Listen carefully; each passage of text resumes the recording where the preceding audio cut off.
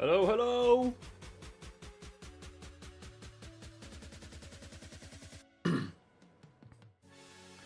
Welcome back, everybody. Back in a normal setup.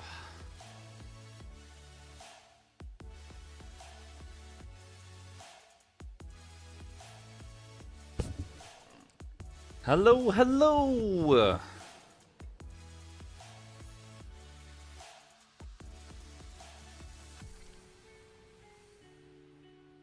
Hey, everyone. Hope you're doing well. Hope you're doing well.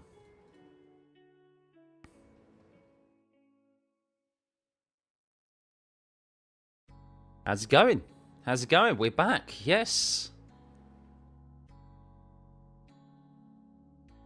What have I done there? Hang on.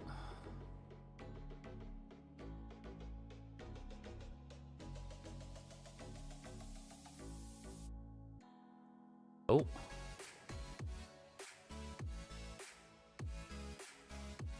Greetings, everyone. How's it going? How's it going? Hope you're well. We're back in the normal setup. We are no longer in a hotel.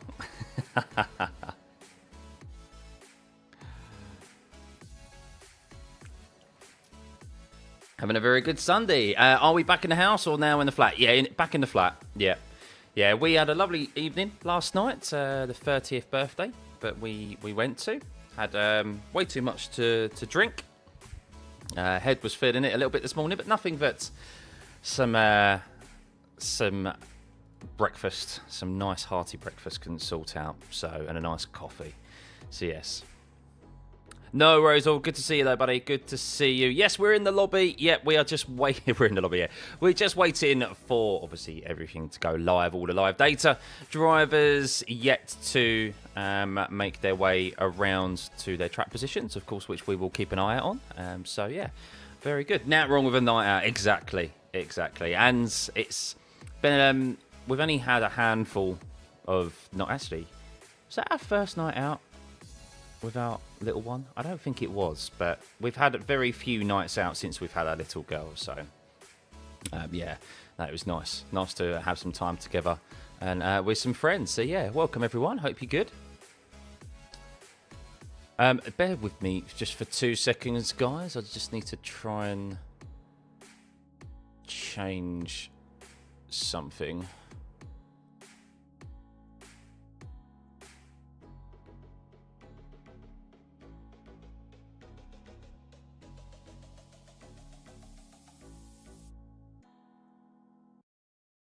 How do I... There we go. That's what I wanted to do.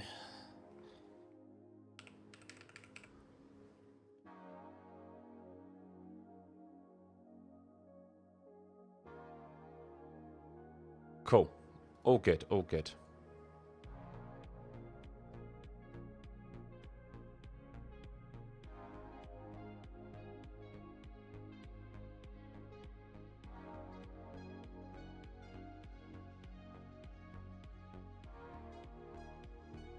Happy days. All good. All good in the hood. Oh, hey Pat, good to see you. Welcome everyone. Thank you for tuning in as always from around the world. It's great to see where you guys are tuning in from. But yes, hopefully it's a good, interesting race ahead of us. We will get into all the strategy options. It looks like, from what I can see at the moment, it's cloudy. It's overcast. It looks like a typical day that you'd get in the UK, so not sure if we're going to have rain. It seems to be that the rain for the most of the part has avoided Zandvoort this weekend. So yeah, we will see if there is going to be any rain. Let me just have we will look at that in more detail, but maybe not, but we'll have a look. We'll have a look at it in more detail when we have a look at all the strategy options and the important information relevant to the race today. So, so was on your own, maybe another little stuff on the way back now. No, Pete, no, not yet. I can't afford another one. Can't afford another one yet. So, but yeah, having a good day. Hope you are too. Wonder if you brought a Ferrari shirt in the hotel room. No. Alonso, all I have to say. Yeah, we'll see how Aston Martin get on today. Look, overtaking is going to be possible today at Zandvoort, I believe, personally. I don't know what the wind direction is. If there is a headwind into turn 1 as well, that will provide much better overtaking for us because it means that the DRS is going to be more efficient. So hopefully that's the case as well for us. But yeah, I think it's going to be an intriguing battle regardless between the two McLarens as well. One of them, whoever isn't leading into turn 1, is going to do the alternate strategy. We've seen them do this, so they're going to go on the more aggressive strategy.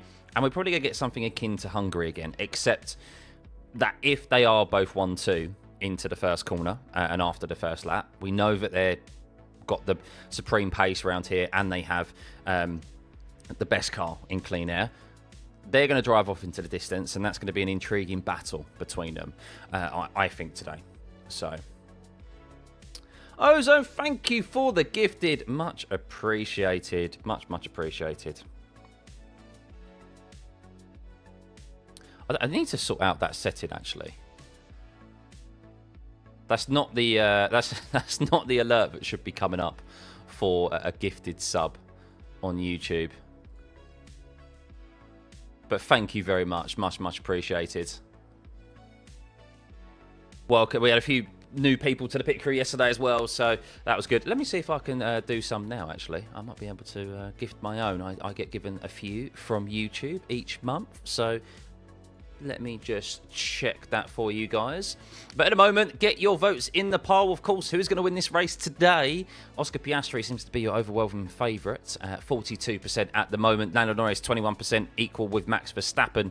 And someone else because of carnage. I couldn't think of a third person because, let's be honest, there needs to be some shenanigans for someone else other than those guys to not win. So let me have a look at... Oh, I do have some. There we go. I'm going to do this right now. There we go. 10 gifted for you all. If you've been fortunate enough to get a gifted there, welcome, welcome. Our live data is ready to rock and roll. You watched my video on the Dutch GP prediction. Totally loved it. Thank you. I think my predictions for this weekend, for the most part, have been pretty spot on, to be honest with you. So, yeah.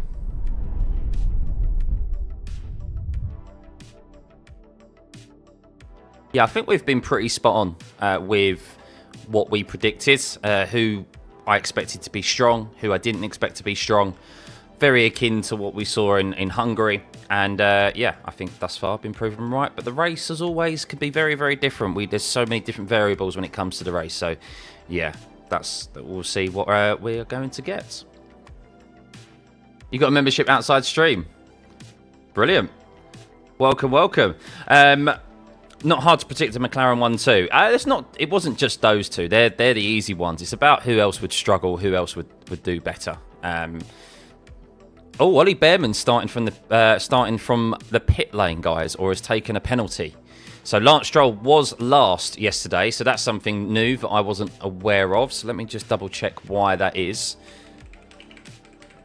What has gone on with Ollie Behrman there? Why is he starting from the pit lane? They've obviously broken Parc Fermé. I don't know if it's a pit lane. Yeah, he's set to... He qualified 19th, so which wasn't great anyway. And... he is starting from the pit lane. Yes. So, don't know specifically what they've changed, but that's what they have. That's what they've done. Hadjar could win. Wishful thinking, guys. Wishful thinking. But yes, Isaac Hadjar he won't win this race. Thanks, David. All the way from Fiji. Lovely. Happy to see people tuning in from all over the world. It's brilliant. It is great to see. It is always great to see, guys. And it just shows how far wide and reaching this stream is. And, of course, Formula 1 in general. So, yeah, big thank you, as always, for tuning into this watch-along stream. I love doing these streams for you. So, if you haven't hit that subscribe button yet, please do. We're trying to hit 55,000 subs, as you can see at the top there. But, yeah, I was so happy with yesterday's stream. Obviously, if you missed it for qualifying, we streamed from a hotel room. So, hopefully, in the future... maybe I'll get invited to some events and stuff, and at least I know I'll always be able to... I know I've got a setup that I can stream on the road, or do on the road for you guys. So yeah, it didn't get in the way, thankfully, of us providing you that stream yesterday and commentating on what was another intriguing qualifying session. Dutch GP atmosphere is immaculate. It looks very good. Yeah, they're always very up for it. So you want to see McLaren fighting for P1? I think they will. I mean, personally, today, I think if we're going to get a decent race, we need, like, for the race win, we need... People will want Max Verstappen to get involved and split the two McLarens. That's probably the worst case scenario. That's probably worst scenario, sorry. That's probably the worst scenario for a good race up front today. Because we know that the McLaren is a bit tricky in relation to try and overtake cars. We need to see Max be behind the two McLarens. We need those two McLarens 1-2 at the end of the first corner, or at least the first lap, because they've got so much more pace than everyone else that they'll be able to drive off into the distance and they'll be having their own battle. Now, will Norris or Piastri, vice versa, be able to overtake out on track on the same set of tyres? I don't think so, unless there's a conscious error, a mistake, like a lock-up or something from one of the drivers, which can happen here at Zandvoort. But we are going to see another strategy battle. We're going to see whoever is the trailing driver after the end of the first lap. We are going to see the second driver, whoever that trailing driver is, do an alternate strategy, go on the aggressive strategy, and try and overtake them out on track with fresher tyres, softer tyres, because that's the only way you're going to be able to do it. If you're on like for like, it's going to be very, very difficult, as we have seen throughout the whole field, let alone if you're in the same car. So maybe Hadjar just gets incredible pace and gets a podium. I know. I think the RB, look, Hadjar's done an absolutely brilliant, stellar job yesterday. That RB, I think he will be overtaken by Russell. I think the Mercedes is better than the RB and the Red Bull as well. I think George Russell has a great opportunity at a podium here. It does look like that car, the Mercedes, has looked better than the Red Bull of Max, because this is the thing. Why would it be a poor scenario for us as viewers if Max gets into P2 and splits the two McLarens? Well, it's because Max is going to struggle in a race distance here in that Red Bull. It is struggling on its tyres still. Max, yes, we know, can get a good lap out of that Red Bull still, but over a full race distance, it isn't a good package at the moment. We saw that in Hungary. It might fare a bit better here, but all it's going to do is just hold up the McLaren behind and let the lead McLaren, whoever that is, who is leading into turn one, to just drive off into the distance and remove any sort of intriguing strategy and intriguing battle for the race win, because that McLaren will get past Max eventually, whoever it is. But by the time they get past them, they'll have a 9-second lead, whoever is in front. So what's the best side for today? We'll have a look at strategy options shortly. As always here, guys, if you're just tuning in, we go live obviously a bit earlier to have a chat, as always. But we watch the drivers just make their way round to their grid slots. We are just waiting for them to go onto their sighting laps and, yes, make their way round to the grid. Drivers are getting into their cars right now that I am seeing on my images on my TV. So yeah, we'll have a look, make sure there's nothing that happens there. We have seen moments, of course, on sighting laps with drivers making their way round to the grid. So yeah, we'll keep an eye on that, and then we'll have a look at the strategy options, the tyre options, who's got what tyres available to them. But yeah, it's looking to be, little spoiler alert, it's looking to be hopefully a potential interesting race when it comes to strategy. So little spoiler alert of a graphic there for you, but yeah. How's the weather? At the moment, it's overcast. Is there going to be rain? Don't know. We'll have a look at the weather report. You want a Spain 2016 moment, Camo? Oh, you just want carnage, don't you? I can't see there being... They're going to collide at some point. There's going to be a big crash between them both at some point, where both picks up damage. Like Lando, of course, has gone into the back of Piastri, and Piastri has nearly gone into Lando twice, Red Bull Ring and Hungary. It's going to happen at some point where there's a big collision between the two of them. where they both pick up damage, I think. Especially as things are hotting up now. And they know as well, particularly how important it is to lead into the first corner and stuff, so. You want Max, Gavin, you want Max to overtake Lando into T1 and keep him up. Is that because you want Piastri to win? I just want to see a good championship battle in a close race. That's what I want to see. So, if Russell has a chance today, we might as well see Antonelli on the podium if the Carnage scenario shows its face. I don't think in Antonelli's sense. I think Antonelli has struggled. We know that he's not on the pace of Russell, and he has particularly struggled quite a bit this weekend here at Zandvoort. So his 11th place qualifying indicates that as well. He's going to make up probably some positions, but he's not going to have enough to get all the way into the top 5, I don't think. Hope we get a banger. It's been a long 3 weeks. I know. There's a 50% chance. There's a 50-50 chance Hulk gets into the points. Well, yeah, Hulk always scores points when he starts outside the top 15. Evening, Alan. Good to see you. Welcome. How many safety cars will we see today? I'm going to say 1. I think we're going to see 1 safety car at least today. Usually it's nice to see them battle if I want either Max or Oscar to win here in Zandvoort. Fair enough. If one of the McLaren's DNFs, then the championship is done for one of them, you think? I don't think so. It would, of course... The big thing for Lando is that if he DNF'd and Oscar wins, that's massive in the championship because he's now more than a race win behind Oscar. If it's the other way round, Oscar is still... Where would he be? He'd be 16 points behind him. So that's still chaseable. A DNF for Lando is something he cannot afford to have. Neither of them really obviously wants to have a DNF, but Piastri can more so afford to have a DNF than Lando. Because having more than a race win difference between them is massive when it comes to a championship that's this close.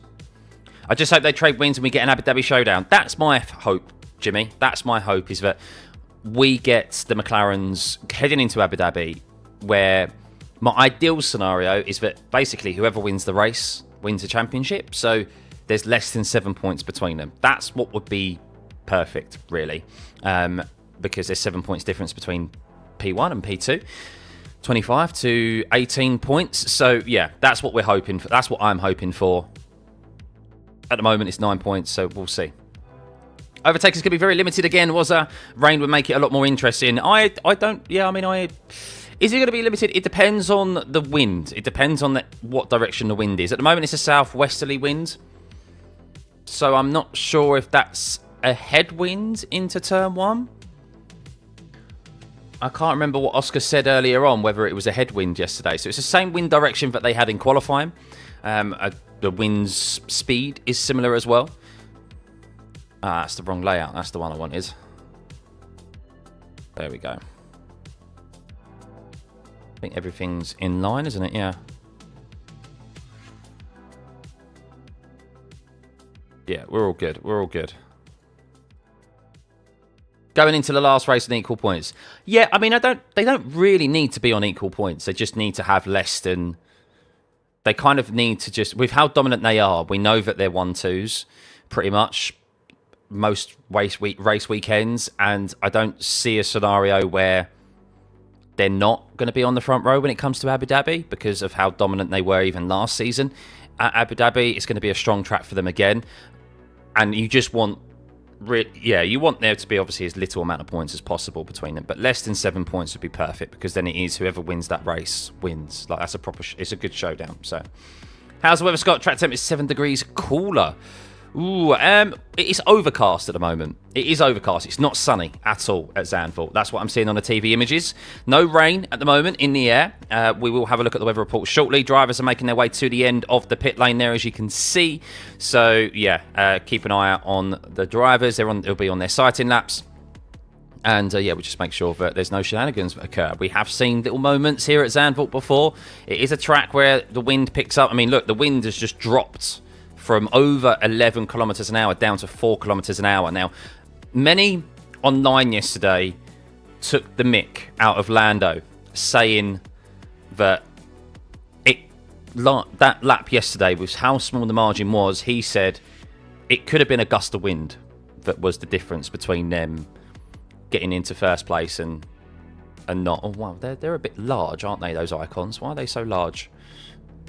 Don't like that. And people took the mick out of him, but that's the genuine truth, is that when the margins were that small, if you get a big gust of wind, or just even a gust of wind in the wrong corner, a little twitch, just a little twitch, which gives a little bit of hesitancy on the throttle, delays you getting on throttle by a fraction of a second, as we saw, could be the difference between you being on pole position and not. So Lando was completely right in what he said yesterday in that regard. It would be great if Piastri and Lando don't get any points to the last race and Max wins all. Hey Graham, welcome buddy. Good to see you. Let's get this stream to 55,000 subs. We're only 1.2k away. Yeah, we could do that today. We very much could do that today. Dan, very curious to see what effect increased speed limit will have. When was the last time the limit was increased? That's a fair point. Yep. It should hopefully entice teams to do a two-stop. That's hopefully what it should entice them to do. I don't know how it's going to play out today, to be honest with you. Right, where is the size of the icons here? There we go.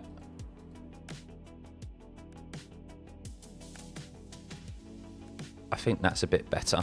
19 looks a sweet spot. They were very large a second ago. Don't know why. I think that's okay. Everything's positioned nicely. We are ready to rock and roll here at the Dutch Grand Prix. So drivers, yes, just making their way round to their grid slots, doing these sighting laps. That's why they make their way through the pit lane there, as you can see. So, yeah, nothing untoward at the moment. Fernando Alonso is waiting to exit the pit lane, doing a practice start, no doubt. And this is Multiviewer. Glad to see the season back. Didn't know what to do with myself during the break. Same here, Nero. Same here. I needed F1. It was a tough month last month, I'm not going to lie to you, with looking after the little one. I was on my parental leave, and yeah, she's going through a stage at the moment. She's very fidgety, needs a lot of your attention. You can't leave her alone at the moment. Lots of sleepless nights with teething and sleep regression. It was tough. It was very tough. And with not having F1 as an outlet, yeah, I found myself very, very bored. I love spending time with my daughter, of course I did, but it was tough as well. So, as anyone who's had a little one knows, there are a lot of tough moments. But we got through it. Race hasn't started yet. No. As you can see, drivers, look, this is what this is here for. Drivers are on their sighting laps. Redbet, because of the low chance of overtaking, the increased speed limit won't be enough, and most will adopt a one-stop. I hope not. We saw at Hungary that a two-stop was implemented. The one-stop really is what you want to try and do. It's what you want to try and implement, because we've seen it time and time again. What did Lewis do there? Did he really lock up down into the pit lane? He was going quite quick there. What we need is... Sorry, what we need. Lost my train of thought there. The one-stop. Yeah, teams will look at the data and they'll see that the two-stop is potentially the quickest, right? But we've seen time and time again this season that track position is key. And having that one-stop strategy is what you want, so... what do I think about Max? Time to shine at turn one or something. He's going to try and send it. If he gets a good start, he's going to send it. He wants to do something at his home circuit. It could be the only exciting moment Max gets in this race today is down into turn one. You never know. And the more he gets in the way of the McLarens, the more likely there is for something to happen, you know? There's always a reason to have a fight in F1, in any racing, even if you know that you're in a slower car. So yeah, he's going to try and get the best start possible. But it would be only a matter of time until whoever that McLaren is that is behind him, it would most likely be Lando, because Lando is the one that is, of course, starting in second. Then they're just going to lose ground on Piastri or vice versa, whoever's in the lead, because they're going to have, whichever McLaren it is, because they're just going to have clean air and drive off into the distance. So, wait till she's 14, girl. I know. Is there an F1 is there an issue with F1 TV? I'm not sure, Nos. I'm not watching F1 TV. Was Lewis going for a third 360 this weekend? I remember bottle feeding in the night during 2012 Olympics. Thank goodness there was something to watch. I feel for you holding there. Yeah, it's all good. I mean, look, I'm back to work now. She starts. She goes to childminder next week. So, yeah, no, exciting times for her because she's going to be getting obviously the undivided attention. Spend time with other little ones as well. But yeah, it's quite nice to be back to work, I guess, and have that outlet. So. Max Verstappen. This track map is cool. Can clearly see the pit lane. Yep. Clearly see the pit lane there. Obviously, all the icons, all the data, the relevant data that is necessary. We have a difference of like where they've changed position, the gap. As Piastri has, I have like a whistling noise coming from somewhere. But I don't know if it's the mirror. Oscar Piastri hearing a whistling noise. It is quite a windy circuit. 9.7 kilometers an hour is the wind. The wind direction seems to be quite constant, though, coming from the southwest. How soon can McLaren secure the Constructors' Championship? Good question. Mathematically, probably not that long. Because they are over 300 points ahead now. I think we can get the championship prediction. So, yeah, we can have a look at the championship standings at the moment here, and doesn't take into account where they would finish today, of course, but you can see there that they are over 300 points ahead of Ferrari right now. No, they're 299 points ahead of Ferrari, I think, if my maths is correct there. 559 to 260. That is obscene. So not long would be my answer to you in relation to them being able to secure the championship. Luca, you have detected a fault of yourself at Verstappen. Will take himself and both the McLarens out in T1. Faults. Never say never. Never say never. We saw Max Verstappen have a big lockup, didn't we, in a practice start on Friday. So we could... What I will say is that I don't think we have... Since we've come back to Zandvoort, I don't think we've had a race where there hasn't been contact between drivers up and down the grid on the first lap. Because it is so tight, because the first corner promotes 3 wide and then it really narrows. And then, of course, you've got turn 3, which is a difficult corner. Do you go down low? Probably not. You want the outside line to slingshot around and carry more speed. We have seen crashes and we have seen contact and body parts fly off in the first couple of corners. So, yeah, I think we're probably going to see that again today, to be honest with you, with how large these cars are and how close everyone's racing. So, why is Behrman last? He has taken a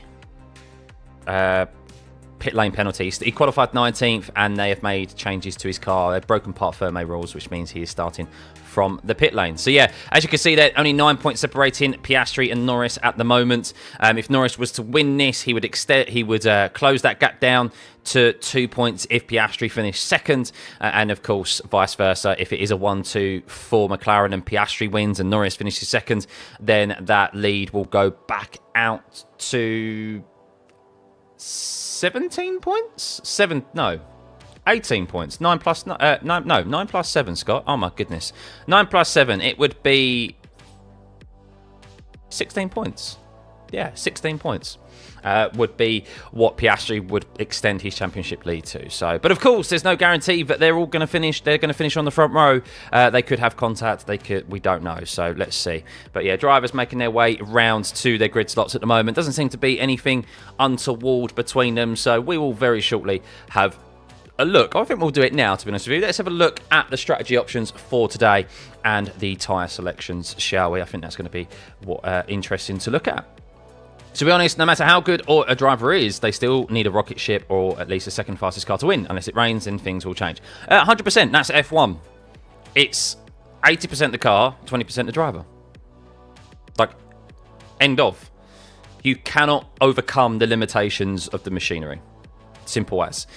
So yes, that's why it truly is a team effort. But of course, the best drivers position themselves in teams to get the best cars. And the best drivers end up in the best cars because of their talents. So anyone who says, oh, they've got a car just because they're winning just because it's a rocket ship. I mean, I've seen some ridiculous comments recently. Oh, Hamilton, yellow flag infringement, pit entry incident. I did say he entered the pit lane a bit too early, a bit too quickly. Hamilton entered the pit lane very quickly. So there could be a penalty for Lewis Hamilton before he even starts this race. That's intriguing. We have seen that before. We have seen drive-through penalties. Yeah. And that's a safety infringement as well. That could be very penalising for Lewis Hamilton, who's starting 7th today. But sorry, going back to it, I've seen some ridiculous comments recently where people have said, oh, this championship battle between the two McLarens is so boring. I much prefer the Max Verstappen dominance in 2023. And I'm just like, you cannot get over people just cannot get over the fact of their blind hatred for people or for drivers or their driver not being involved or not team being in a championship battle. We are so lucky that we have two drivers very closely matched fighting a championship battle. And also that they're all in the same team and they're being allowed to fight. This is not as common as what you think. This really isn't as common as what you think. The seasons of Max's dominance, or when Lewis dominated, or when Schumacher dominated, go back for the history of F1. There are more seasons where one driver has dominated than we have had close championship battles. So, yeah. So we're privileged to have. We're always privileged to have two drivers, no matter if they're from the same team or other teams, fighting for a championship, and it being as close as they are. So it's just ridiculous, really. But that's social media for you. But right, let's sort out the information and have a look at the strategy options for today.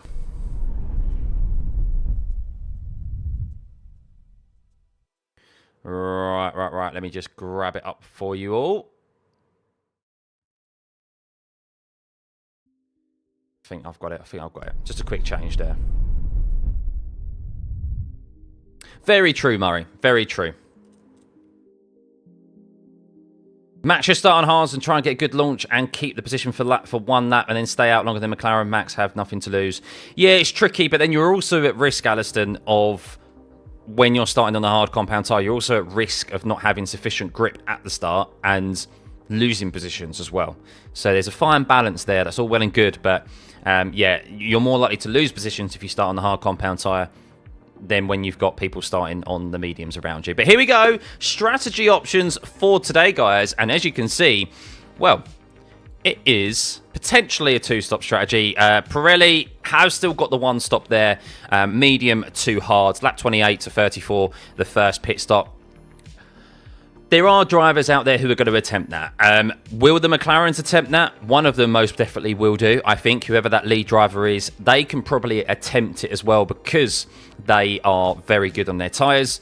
I think the two-stop is probably going to be utilised by the teams lower down the grid because, well, they are probably not as good on their tyres as everyone else, or particularly the McLarens. So we'll see. But yeah, two-stopper there. We are a step softer than last year. C2, C3 and C4. So hopefully, yeah, we do see some level of degradation here. And it provides us a two-stop, which makes things a lot more interesting. And of course, the pit lane speed has been increased to 80 kilometers an hour, up from 60. So hopefully them going quicker in the pit lane means that they're able to spend less time in the pit lane, spend more time out on track, even though it is a short lap here.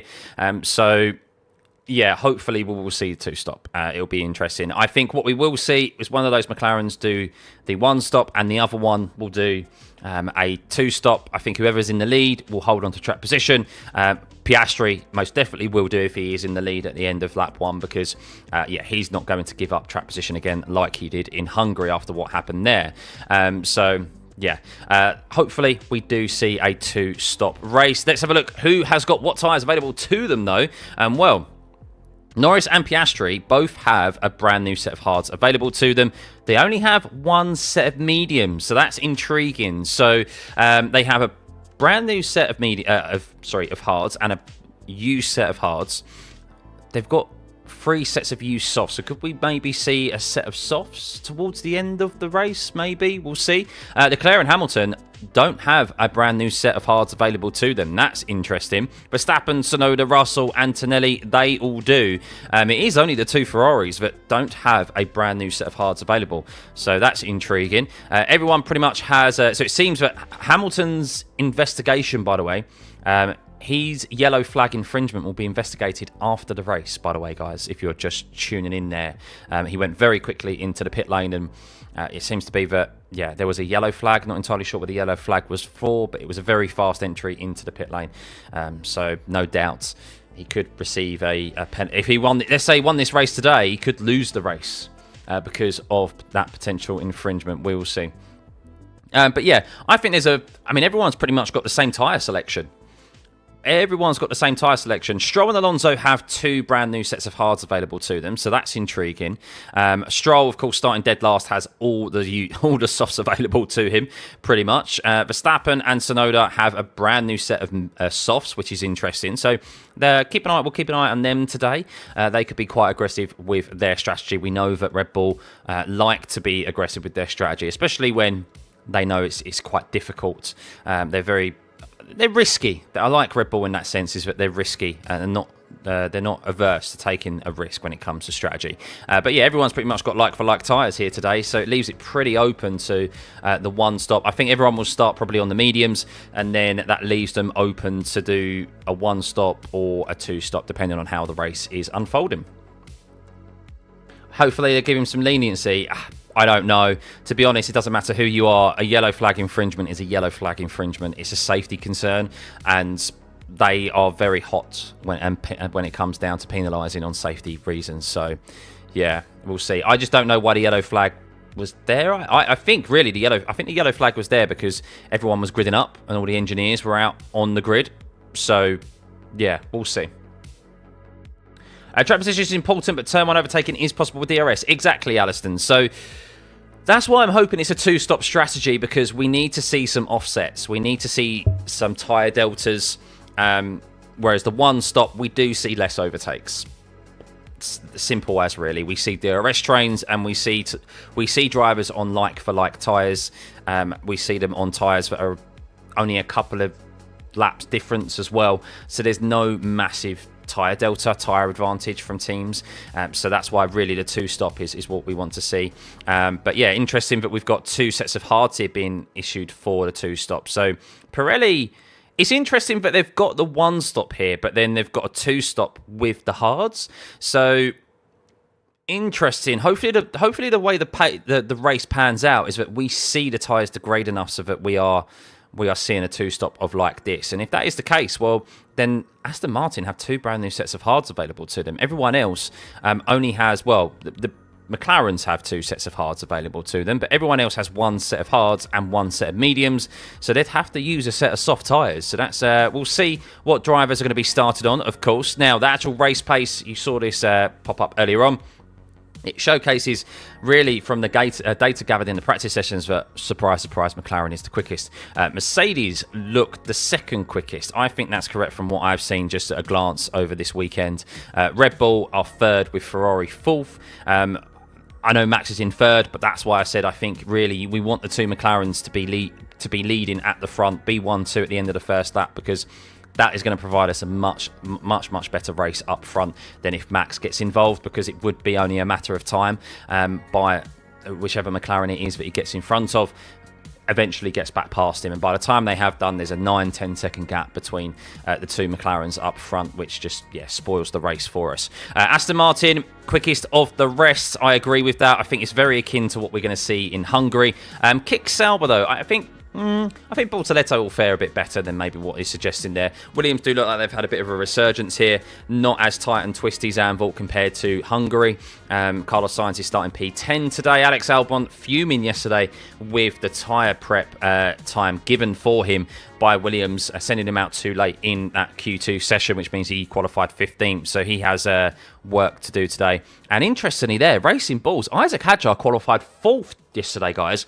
And from the race pace data that we're seeing, Racing Bulls are second last when it comes to... second slowest, sorry, when it comes to race pace. So let's see. Let's see. Pit stop loss time. Well, the pit stop loss time, I actually don't have information on. I genuinely don't have information on. For some reason, I couldn't find the graphic. They haven't provided the graphic that they normally have in relation to how many safety cars we have, the weather, and the pit stop loss time under safety car conditions. It's a real shame. I don't know where it's gone. Let me see if I can Google the pit stop loss time at Zandvoort. But yeah, that's really interesting information that I want to know. So, okay, so from what I've seen here, 19 to 22 seconds under green flag conditions. So apparently the pit lane speed limits being increased from 80 to let's just show you. It's easier to show you what this AI suggests here. So 19 to 22 seconds under green flag conditions, and they reckon here that increasing the pit lane speed limit to 80 kilometers an hour from 60 kilometers an hour means that it is going to be 3 to 4 seconds quicker than last season. So we'll see. We'll see. This change in pit lane speed is intended to increase strategic variability, making a two-stop strategy more viable and a notoriously difficult to overtake circuits. So, yeah. I thought it was less than... I thought it was going to be a bit quicker than that, to be perfectly honest with you guys. But, hey-ho, there we go. It's because Pirelli doesn't know yet. Lando said it last season in Yas Marina that he'd be pushing for the title. Yeah, of course. Well, they all want to be pushing for the title. Ferrari needs to gamble here, start with a hard tyre and go long, then change to medium. It wouldn't surprise me if there is a split strategy between Leclerc and Hamilton, for sure. Hamilton, they always seem to put Hamilton on a set of hard compound tyres. Yeah, I mean, they've got nothing to lose, really, when it comes to that. If you look at the tyre allocations that they've got, they've only got one set of hards available to them. Yeah, we'll see. We'll see what they decide to do. They may want to keep a hold of that hard compound tyre for later in the race. There's always possibilities, of course, of safety cars and so forth. So, yeah. Be realistic, Alonso will win, yeah. VJ, why did Hamilton have pit struggles the whole 2012 season? Just watch back the highlights. Oh, God. I can't remember the 2012 season off the top of my head, VJ. I can't remember that. You still think that 4 to 5 seconds isn't enough to incentivize teams to go for the two-stop with how hard overtaking will be? Yeah, so it's not 15 or 16 seconds. It's that AI thing, or that showcased that it's 19 to 22 seconds with that 4 seconds advantage, with the reduction, with the increase in speed limit. So it used to be a much longer pit stop loss time. And let me see if I can find it from last year. F1 Zandvoort strategy.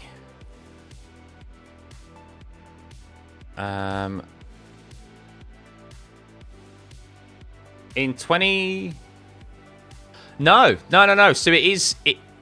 So I found a graphic here. I found the graphic. This is old. This is from 2022. So this is from 2022. This is normally what we see. This is normally what is provided for us. And 18 seconds is the pit lane loss time under green flag conditions. And then this is then the safety car is 12 seconds. So that is going to massively reduce it then. So that information from the AI is, wherever it's grabbed it from, whatever article it's grabbed it from, is incorrect. So this should really be 14 to 15 seconds then. I don't know, but that's a lot more of an incentive to do a two-stopper than it is a one-stop. I did think that over 20 seconds was a long pit stop loss time at Zandvoort, because it's not particularly a long pit stop or pit lane. So This pit lane is kind of similar to Singapore in a way. Easy to come into the pits, but harder to exit the pit lane as it's a corner. True, Stephen. Yeah, very true. So it's not AI spouting lies, John, in particular. Whichever article it grabbed it from was potentially incorrect. So you think the Sky Crew said 17 seconds? So yeah, I mean, that's enough of... Oh my goodness. Oh my goodness. Right, so we just spoke about weather. And we haven't had a look at the weather report. And this is coming in from F1. Look at that. Look at that, guys. 60% chance of rain for the race today. Yes, get in there. 60% chance. That is high. That is high. Oh my goodness, I'm looking at the TV coverage and I can see why. Because in the distance, I live in the UK, guys. I know what a rain cloud looks like. And what I just saw on TV is very much so a very dark rain cloud that is on its way to the track in the distance. So we could be getting some. We could be getting some. That's for sure. So yes, there we go, guys. That is it for really the strategy options for today. This graphic could become completely irrelevant if it rains, and we know that will definitely spice things up. I hope wet, dry like Australia. Exactly. So yeah, 60% is a very high percentage for rain today, but these are your strategy options here. We are hoping, with everything that we've seen, with a step softer in compounds than last year, with the increase in the pit lane speed, reducing the time spent in the pit lane by up to 3 to 4 seconds, we are hoping that we see 2 stops here today. Or we see something like we saw in Hungary, where it's on the cusp of trying to attempt a 1 stop, but the 2-stopper is definitely a viable option. And then we see that convergence out on track with the drivers, those on the aggressive and those on the more conservative 1-stop. That is where things can get interesting. So yeah, we'll see. Not long to go until the race gets underway. Just over 12 minutes, guys. So let's just get everything back in order.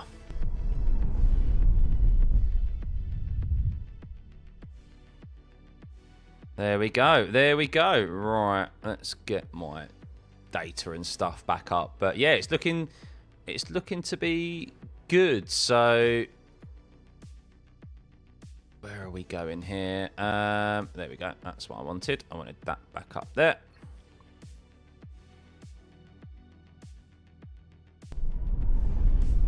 Hope we see chaos here in Zandvoort like 2022. Yeah, me too. Here we go. I think I've got everything in order. There we go. Lovely. Perfect. We're ready to rock and roll, guys. Lots of rain coming from the southwest to northeast. Yeah, it definitely looks it. I mean, it's... Oh, my God. It looks so misty over the ocean as well. It looks very misty in the distance. So that means rain is in the air for sure. FIA's job is driver safety first, audience satisfaction second. That's true. Yeah, that is true. You've always wondered if there was different steps of compounds for the wets. No, not really. No.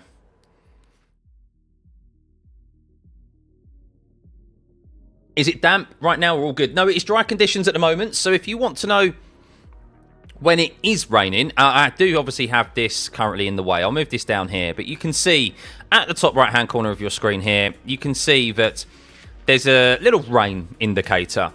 If it says no, it means it's not raining. If it says yes, it's raining. So if you want to know, of course, I have TV images next to me, guys, to support me with what we are seeing here on this track map and to report back to you exactly what is occurring. And I have the TV coverage in my ear as well, so I know what is being said to relay to you guys. But yes, rain says no.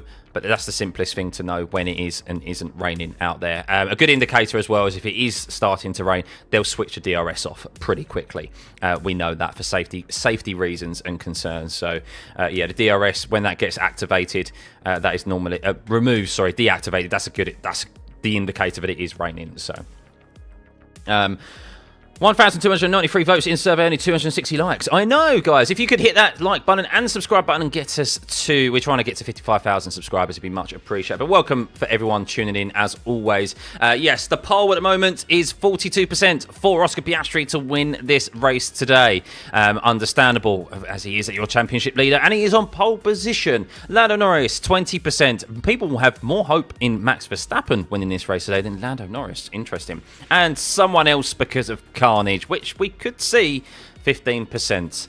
So yeah, we will see. But yeah, 60% chance of rain, as you can see at the top of your screen there.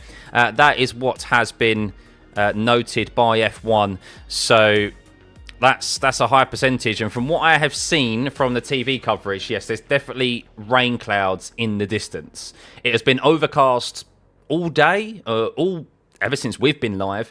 The TV images have showcased that it has been overcast, and well, they predicted that there was going to be rain this weekend, and we haven't really seen any of it. It's been very dry. So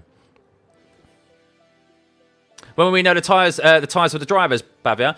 Very shortly. So normally it's around the 5-minute mark remaining. We start to see the tyre blankets come off, and we will have that pop up on the overlays here. So yes, once they are removed, we will see them on the stream. So I find it so funny that the weather that happens at the tracks always match what the weather is at my home. I've helped you go from an ignorant Max fan to an unbiased, matured fan of the sports. Thank you for your perspective. Thank you. It's okay to be a fan of someone.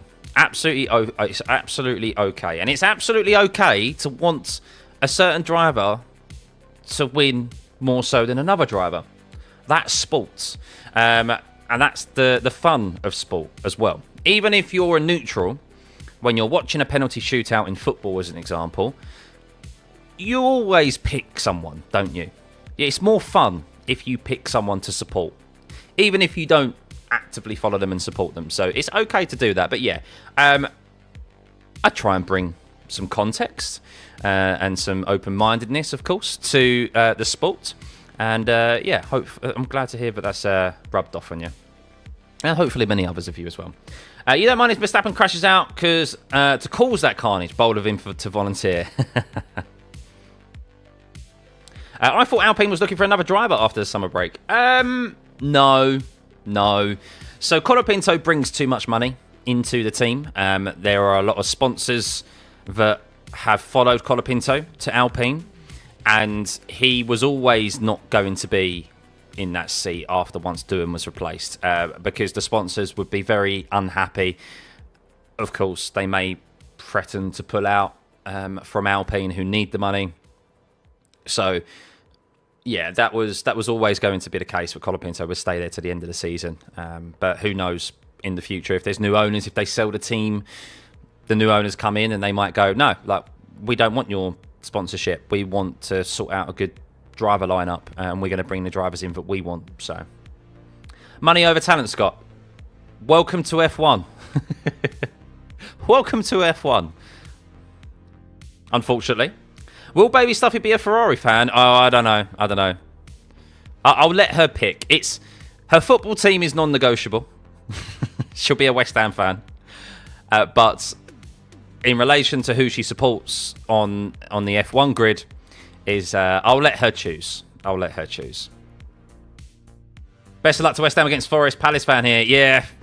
For our start to the season, I have very low expectations, Dan. I'm not even keeping an eye on the result today. So,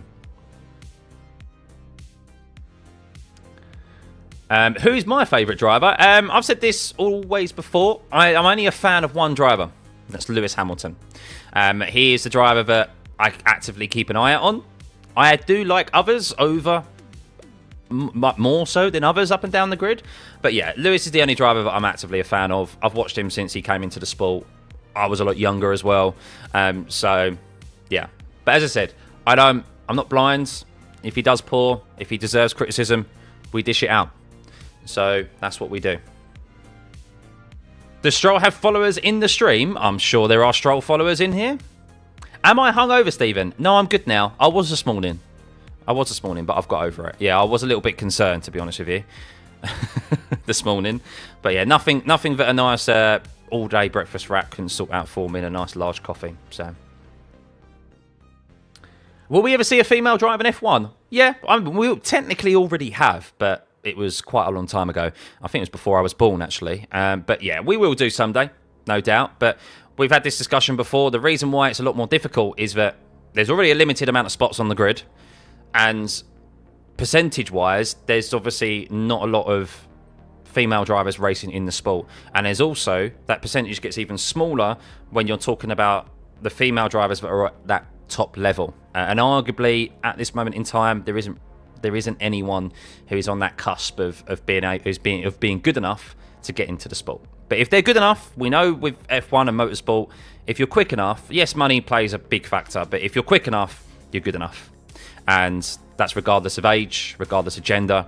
And one day, the right woman will come through who has got that pace and will be afforded an opportunity. Your GOAT at P19 going to be doing a clutch on lap 1. Well, to be fair, I expect Lance Stroll to make up some positions today, because Lance Stroll is actually in a dab handy Aston Martin. Fernando Alonso is going to be fighting Carlos Sainz. I think he's going to dispatch the Williams of Sainz quite comfortably. I have high expectations for Aston Martin, and I think Lance Stroll should be, even from 19th today, even at a track like Zandvoort, I think he should be pushing for the points today. But we'll see. But there we go. Tyre blankets are off, as you can see. And, well, I don't know why, but Verstappen, the two Red Bull cars of Tsunoda and Verstappen are the only drivers on there that we can't see their tyre selections. But Oscar Piastri, everyone pretty much on the mediums, down to Colapinto in P16 on the softs, and Hulkenberg on the softs as well. So they're going for an aggressive potential 2-stop, as we saw. Maybe they'll try and eke out a 1-stop. Hopefully that isn't the case here today. Ocon and Behrman are starting on the hard compound tyre. Stroll's on the mediums. Behrman starting from the pit lane. If you remember from what we said earlier, he's broken Parc Ferme rules. He's qualified 19th yesterday, so starts from the pit lane. But yes, interesting that none of the Ferraris are starting on the hard compound tyre. So they are starting on the medium. And I guess that's a sensible decision, because it allows them to, if rain is on the way, why would you want to use that hard compound tyre to try and extend? Also, the medium does leave you open to either doing the 1-stop or the 2-stop. It leaves that option open for you. But right, guys, I highly suggest that you go have your toilet break right now, which I'm about to do. You top up your beverages, you get your popcorn out, because we are only 2.5 minutes away from the formation lap at the Dutch Grand Prix getting underway. Back in a jiffy. Jarvis, 10 gifted, you absolute legend.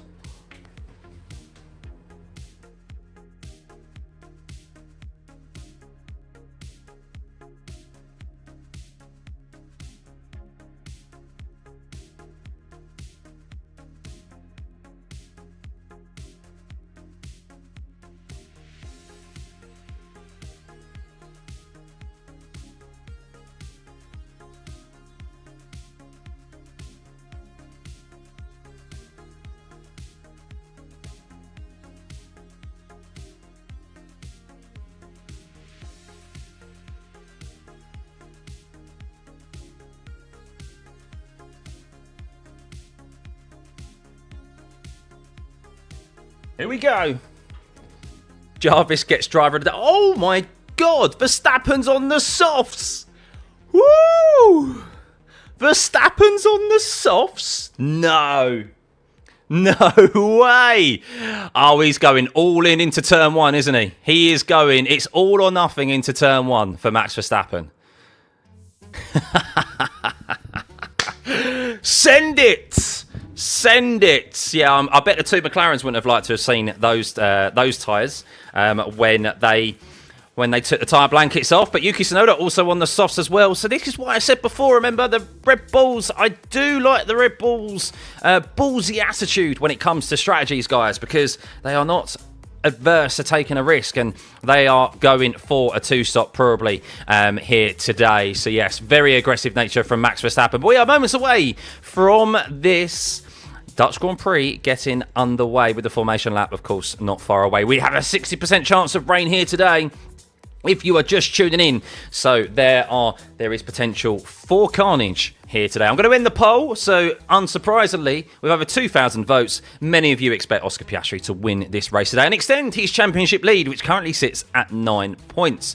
How much further could he extend that lead? Well, it would be 7 points if he finishes first and Lando finishes second, but it could be even more, especially if Max Verstappen has anything to say about it, starting on those soft compound tyres. But yes, moments away from this formation lap, getting on the way here for the Dutch Grand Prix. It's been a long time, guys. 3 weeks to be exact since we last went racing at Hungary.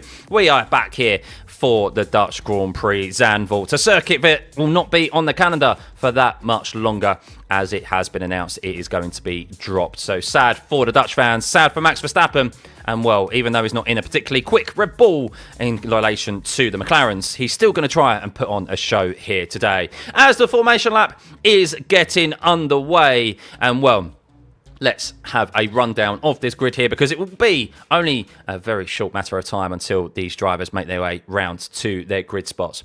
Oscar Piastri, guys, is your pole sitter. 12 thousandths of a second yesterday is Oscar Piastri's gap to Lando Norris. And very, very close between them. Will it be as close today in this race? We do hope so, as they are quite comfortably the quickest car here this weekend. Max Verstappen is going to try and cause some mischief at the start, though. He wants to put himself ahead of the two McLarens. A very short run down into turn one, but we know Max is aggressive. And if he's on those grippier, soft compound tyres, he could play very, very... big spanner in the works. Sorry there. In between the two McLarens, starting in P3. A brilliant qualifying from Isaac Hadjar in P4 in that RB car. Can he hold on to points? Could he secure a top 5 here today? It's going to be a tall order for him, as the race pace indicates from the data gathered in practice that he is in the second slowest car here. But I'm sure that's not going to be the case, and he'll try his best to hold off George Russell in P5 and Charles Leclerc, who is in P6, with Lewis Hamilton starting in P7, who is being investigated after the session for a yellow flag infringement on the sighting laps, which is before the race has even got underway. Liam Lawson starting in 8th. He's looking to continue on some great form of late. Carlos Sainz, first time he has been in the top 10 for quite some time, making it into Q3. He starts 9th. Alonso is in 10th. Antonelli is in 11th. Yuki Tsunoda also on the soft compound tyre here. Both Red Bulls on the softs. He's starting in P12. Bortoletto in 13th. Gasly's 14th. Albon in 15th. Fuming yesterday in that Q2 session. Colapinto is 16th on the softs. Hulkenberg is 17th on the softs as well. Ocon is starting on the hard compound tyres in 18th. Stroll, who crashed out in Q1, he did qualify dead last, but because Ollie Behrman is starting from the pit lane, he has been promoted to 19th place. And that is your grid for the Dutch Grand Prix. We're only moments away from it getting underway. Big thank you. Apologies, I missed that donation. A big thank you, Margaret, for the donation. By the way, sorry, what did you say? Let me just get through it. Cheers for the endless hard work as usual. Excellent work needs to be paid for. Thank you, Margaret. Much appreciated. And guys, if you are enjoying this stream and these watch-alongs, as always, please hit that like and subscribe button. We're trying to get this stream channel to over 55,000 subscribers. But here we are, drivers making their way round to their grid slots. And Oscar Piastri is lined up there. He is waiting for those at the back to make their way to their slots. And, well, all the while they are at the front here, they will be cooling their tyres. How influential is that going to be for Piastri and Norris, who are starting on the mediums, compared to Verstappen starting on the softs? It is a short run, though, down into turn one. And, well, we have seen contact many a time from drivers up and down the grid in these first couple of corners, as the nature of it is that the banking of turn 3 as well, as Ollie Behrman has made his way into the pit lane. And, well, here we go. Drivers are waiting. It is green light. Away we go. How do they fare down into turn 1? Who has got a decent start? Has Piastri been able to hold on to the lead from Lando Norris? As Verstappen has got ahead of Norris, and I think maybe even Piastri into turn 1. Piastri holds off Verstappen, but Verstappen loses the position back to Lando. No, they swap again as they make their way into turn 2 and turn 3. And as we predicted, Verstappen has played mischief here and got ahead of Oscar Piastri, of Lando Norris, into turn 2, and is in P2 on the soft compound tyres. He has given something for the Dutch fans to cheer about here this weekend, and he now has his eyes set on the rear wing of Oscar Piastri, who leads into turn 9. We have Charles Leclerc ahead of George Russell as well. He's up into P5. Alex Albon is up 5 places in P10. What has happened there as Alex Albon has absolutely utilised the start here and is up 5 places into P10. Unbelievable there. As I'm watching the replay and we can see that Max Verstappen with that extra... Oh my goodness, how did Max hold on to that through turn 2? Unbelievable scenes there. Max Verstappen and Lando Norris, they went through turn 2, but with the extra grip that Verstappen had on the soft compound tyres, he swooped around the outside and nearly lost control of the car and went into a spin. Pure car control from the Dutchman, and he finds himself in P2 at the moment, splitting the 2 McLarens as Oscar Piastri, with that clean air, is now on the charge to break this gap to his teammate, who is in P3, his championship rival. 2.6 seconds is the gap now. Lando Norris struggling in that dirty air of Max Verstappen, as we can see after the first lap. It is Piastri from Verstappen in P2. Norris is in P3. Isaac Hadjar is 4th with Charles Leclerc in P5. George Russell is 6th with Hamilton 7th. Lawson is 8th. Sainz is 9th. Alex Albon up 5 places into P10. Unbelievable start from Alex Albon. Not exactly sure where he gained those positions. No doubt he probably swooped around the outside of turn 3 and used that slingshot to his advantage. He is now 1 position behind his teammate. Sonoda is up a place as well in P11. Antonelli is down a position in 12. Alonso down 3 positions into P13. A very poor start for Fernando Alonso. Uncharacteristic for him. Gasly is 14th. Colapinto is 15th. Ocon is 16th. Up 2 places. Hulkenberg is 17th. Bortoletto, I'm not sure what happened to him. Maybe he had a moment there, but he's down 5 places in P18. So we have one driver in Alex Albon up 5 places, and we have one driver down 5 places as Bortoletto finds himself a position behind his teammate Hulkenberg as it currently stands. Stroll is 19th, and Behrman is at the back after starting from the pit lane. But Oscar Piastri, a 15.7 for him last time around, and well, Max Verstappen on that soft compound tyre did a 16.3 as Hulkenberg has got past Esteban Ocon down into turn 1 there. Who said it was going to be difficult to overtake here today? Well, it's definitely not the case, as we have multiple changes of position already in just the first few laps of this race. Hopefully that is going to continue throughout with rain in the vicinity. 60% chance of rain here today, guys. As it currently stands, if the championship results finish as they are, as Norris sets the fastest first sector of the race, Piastri would be gaining 10 points on Lando Norris today and extending his championship lead to 19 points from 9 as it currently stands. Of course, very long way to go in this race. 70 laps remaining here at Zandvoort. DRS now activated, of course. Very, very short run from turn 10 down into turn 11, the chicane. Don't see too many overtakes there, but it is all about down into turn 1 for these drivers, as Lance Stroll has got ahead of Bortoletto, and Bortoletto has now lost 6 places at the start of this race. Not entirely sure if he's got damage maybe there, Bortoletto, but this has been a horrendous start for him. He had a very good qualifying yesterday, and he went to continue that great run of form that he's had after a career high finish of P6 in Hungary. Well, he's now looking to come back at the Aston Martin though, down into turn 1. Does he have enough on Lance Stroll, who of course was unable to qualify yesterday due to that second crash this weekend? And well, no, he is unable to get it. But yes, Yuki Tsunoda is up in P11 at the moment.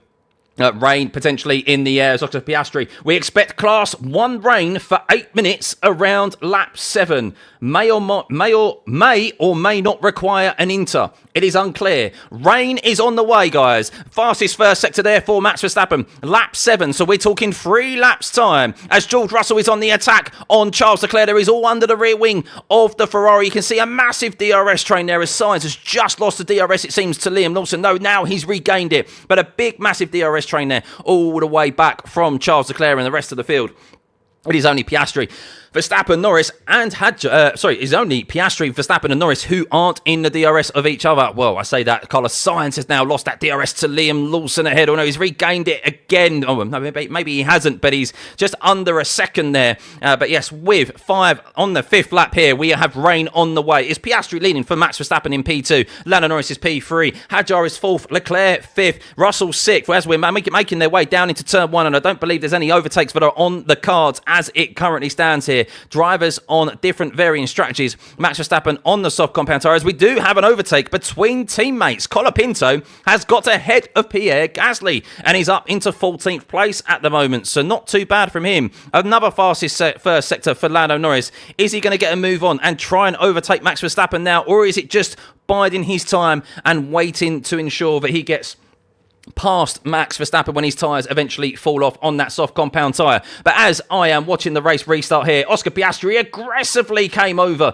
to get around Lando Norris, and Piastri actually had to cover off the charging Max Verstappen, who had an unbelievable start on those soft compound tyres. He was very quickly alongside Lando Norris, and when you see this car control from Max on the race on the race start through turn 3, it was so nearly an absolute massive crash there for Max Verstappen. Had to do, thankfully there was a lot of room for him to be able to control the car, but Piastri went to go cover off Lando Norris on the race start as he currently leads this race, and then very quickly had to go and close the door on Max Verstappen because Max did have the grip and potential to get around both McLarens at the start of this race. And yeah, that big moment there. Brilliant car control as I'm watching the onboard for Max Verstappen. Just waiting to see the start from our Gabriel Bortoleto, stalled on the start line. That is why Gabriel Bortoleto lost so many positions at the start of this race. He had anti-stall, and well, yes, he lost 5 positions at the start of this race. Now finds himself down in 19th.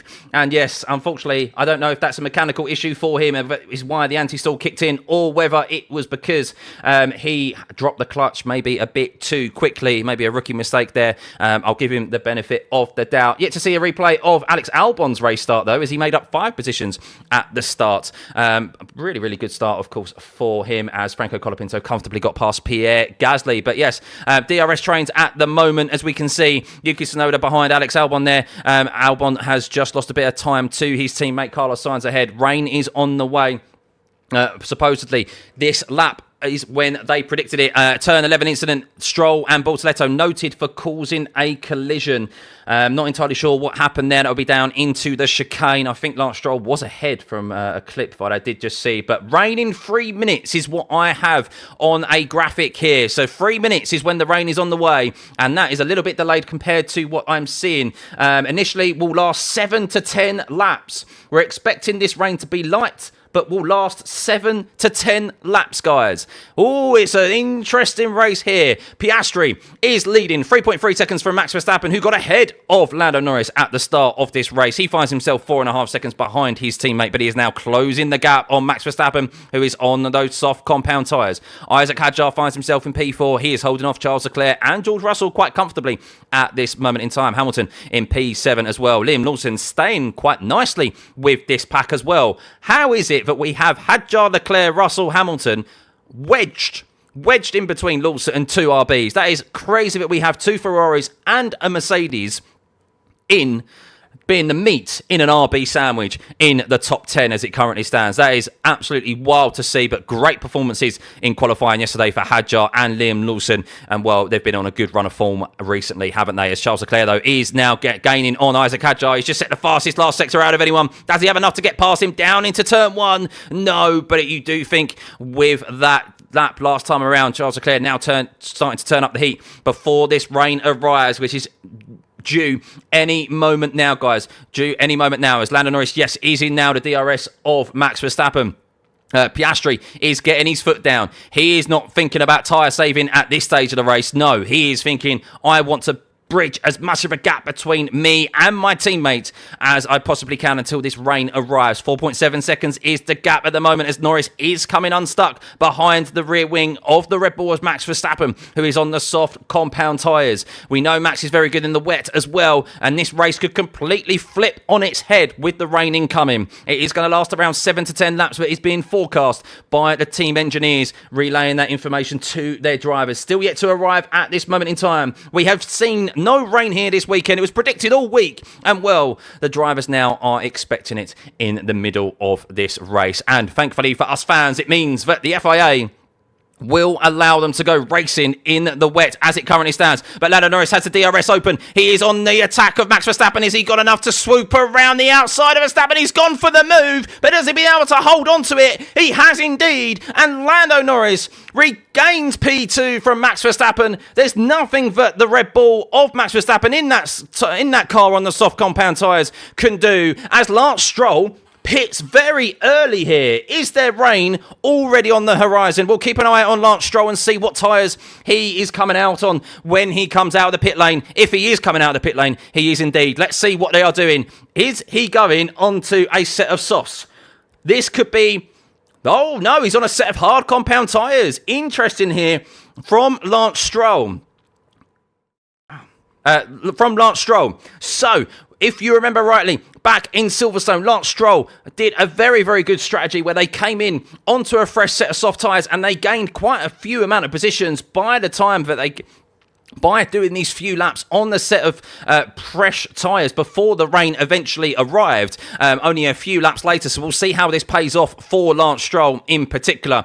So let's see how it fares. But Lando Norris now has clean air, a 15.1, a 15.0 compared to Piastri's 15.0 as well. Almost identical lap times there, only a couple of hundred separating the two McLarens. But Lando now will be looking to charge down on his teammates after losing P2 at the start of this race to Max Verstappen. He has now regained it. Max Verstappen did go defensive, but that McLaren just has so much more pace and grip.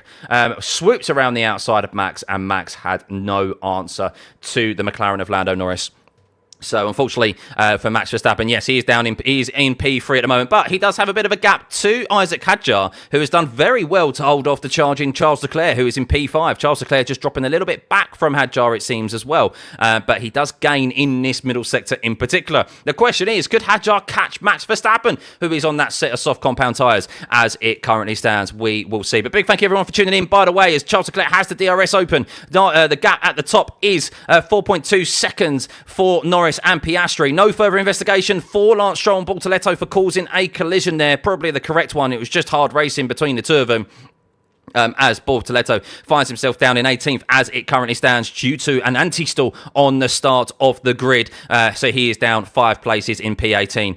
Lance Stroll, well, he was down 6 places, but Lance Stroll decided to pit here. So we'll keep an eye on Lance Stroll. And with this rain, I'm starting to see teams in the garage waiting to do their pit stops. Alpine look like they're going to be doing a pit stop maybe this time around. We'll see if any of them dive into the pit lane. Charles Leclerc unable to get past Isaac Hadjar again that time around. He closes up on him. Half a second quicker he was that lap around. 1:16.0 compared to the 1:15.5 of the Ferrari, but just unable to get close when it matters, as Lando Norris has just done a 14.77 here. He has just taken 3 tenths out of his teammate that lap alone, and that gap is now under 4 seconds. He is on a charge here to try and close down this gap before the rain arrives. The two championship leaders, as it stands, Piastri would be gaining 7 points on his teammate, 25 to 18, and extending that championship lead out to 16 points as it currently stands. But Lando Norris, of course, will be looking to try and close that gap down and reduce it to 2 points if he could beat his teammate. But it's going to be a tall order here today, of course. Oscar Piastri, very, very tremendous leading from the front, as we have seen multiple times this season already. Currently, it sits at 6 wins to Oscar Piastri, to Lando Norris's 5, and, well, it could be 7-5 after the end of today, with only 9 rounds remaining after this race weekend. But Lando Norris does take another couple of attempts out of Piastri that lap alone, a 14.7 compared to Piastri's 14.9. And, well, we'll see if that gap is going to continue to close, as it has just got under 4 seconds there. It does seem that Norris has the better of Piastri in that first sector compared to the Australian. But the Australian is a bit does cover it as the lap goes on in Sector 2 and Sector 3.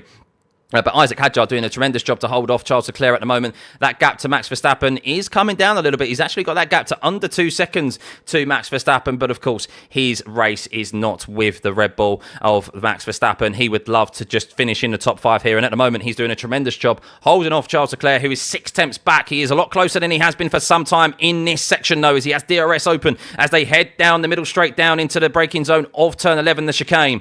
George Russell is falling off the back of Charles Leclerc here, and Lewis Hamilton is now in the DRS of his former teammate. So maybe there'll be a charge here for Lewis, or an overtake for Lewis Hamilton to get up into P6, and that would be 2 positions lost in this race for George Russell as it currently stands, as he lost the position to Charles at the start of this race. But here we go, DRS open for Isaac Hadjar, for Charles Leclerc and Isaac Hadjar as he makes his way down into turn 1, but he just doesn't have enough coming out of that chicane to stay close enough. He really needs to be under half a second from the advantage that he is gaining in the DRS to have an opportunity to go side by side with him, but he just doesn't have enough at the moment. Lewis Hamilton also 8 tenths back from George Russell as it currently stands. As we have 13, we're on the 13th lap here with 60 laps remaining. Rain still not here. 3 minutes was free a long time ago was when they said that 3 minutes was going to be oh, here we go, track surface slippery in sector 15. We have a bit of rain on circuit, I believe, guys. Not sure where sector 15 is. I imagine that's a start finish straight. Sector 15 has got to be the start finish straight. Normally that's in relation to the corner number. But yes, it seems that maybe rain is in the air. Let's see what occurs. Apparently Gabriel Bortoleto has a bit of front wing damage. His front wing flap, his front wing end plate is flapping a little bit due to the contact that he had with Lance Stroll. That's why there was an investigation, but no further investigation was required. You actually want that to fall off more so than staying on, because it's sometimes, as we've seen in the past, has given you a bit more of a performance advantage. Less drag potentially when you shed body parts. But Charles Leclerc still in that DRS of Isaac Hadjar, but still too far back coming out of the last corner, and he is unable to make a viable attempt at overtaking Hadjar. But at the front, Piastri, that gap is 3.5 seconds now. Lando Norris chipping away at the gap to his teammate. 14.996 last time to compare to Piastri's 15.061. So it's not a lot, but it was still something that Norris chipped away at his teammate last time around. But that gap, when he got past Max Verstappen, was sitting at around 4.8 seconds. It is now 3.4 seconds. As Norris does seem to have maybe a bit more, has Piastri maybe pushed a bit too hard, too early on with this expected rain that has not occurred. Let's see how it unfolds. Interesting times. Clearing track sector 15. So no, there is no rain at the moment. You can see the indicator at the top middle of your screen. Rain says no at the moment. Keep an eye on that, and that will give you an indication of when, if there is rain falling. But at the moment, there is nothing out on track as it currently stands, as Norris does a 15.0 last time around compared to Piastri's 15.4. He's made 4 attempts up on his teammate last lap alone. And well, Oscar Piastri, is he saving right now? Is he saving his tyres, or is Norris just quicker? The timings would suggest that Norris is just quicker, but what is undeniable is how quick those McLarens actually are. Lando Norris was just a full second quicker last lap than that of Max Verstappen, then that of Isaac Hadjar in 4th, then that of Leclerc in P5 and Russell in P6 and Hamilton in P7. The McLarens are so quick here. They're almost 2 seconds quicker than those in the bottom half of the grid. Unbelievable from the McLaren team. And well, I can imagine if the rain does not arrive, they will be lapping well more than half the field here today at this short Zandvoort circuit, with, of course, 1:15s being the laps as it currently is, and it will only get quicker and quicker as the race goes on. But 3.1 seconds is the gap to Norris and Piastri at the moment. He's taken a 10th out of his teammate in the first sector. It's pretty level pegging in the middle sector. Let's see how the last sector is between the two McLarens. This lap doesn't seem that much of a gain for Lando Norris on Oscar Piastri, a 22.7. So it was a 15.1 compared to Piastri's 15.3. So it's still a couple of attempts there. He is chipping away at that gap off his teammate. But the closer and closer he gets, he is going to end up receiving more and more dirty air. So that advantage on his teammate will start, that interval there, how much he's gaining is going to start to slow down. Gabriel Bortoleto has an incident involving an unsafe condition right now, and that's in relation to his front wing end flap. As the front wing end plate of Gabriel Bortoleto's front wing just flew off the car, and Ollie Behrman had to avoid it, and Lando Norris ran straight over the debris. So hopefully Lando Norris does not have a puncture here due to running over the debris of that front wing end plate of Gabriel Bortoleto. So we'll see if anything comes of that, as Colapinto has been told to swap positions with Pierre Gasly, which he has done, as he's on a set of soft compound tyres compared to Gasly, who is on a set of mediums. But yes, at the moment, that gap staying consistent. Hopefully there's no slow puncture for Lando. I'd be very lucky if he's got away with that, and of course for the championship standings and for this race in general, we'd like to see them not have the race decided by that. Rain on the camera lens in T3, and yes, we are starting to see some anoraks and some wet jackets be put on in the crowd here at Zandvoort. Rain is starting to fall, ladies and gentlemen, here at the Dutch Grand Prix at Zandvoort. And, well, that is a clear indication there as Zak Brown holds his hand out of the pit lane to see whether it is raining. That is the surefire way to ensure, is it raining or is it not in the pit lane at least. No indication yet from the top of your screen there that it is raining, but it has been predicted it was going to be on its way, but it's coming in later rather than initially predicted. Yes, it's raining. Let's go, Max. Let's go, Max. Potentially, yep, it could be a really good opportunity for a number of drivers here. So we'll see how they fare. Of course, pitting at the right time is something that is very influential here. It all comes down to strategy as well. Currently at the top, let's have a run through of your grid as Oscar Piastri is making his way round the last corner. 17 laps completed with 55 remaining. Oscar Piastri leads 3.1 seconds from Lando Norris, who regained P2 from Max Verstappen. Verstappen, who is now 9.6 seconds behind Lando Norris on the soft compound tyre.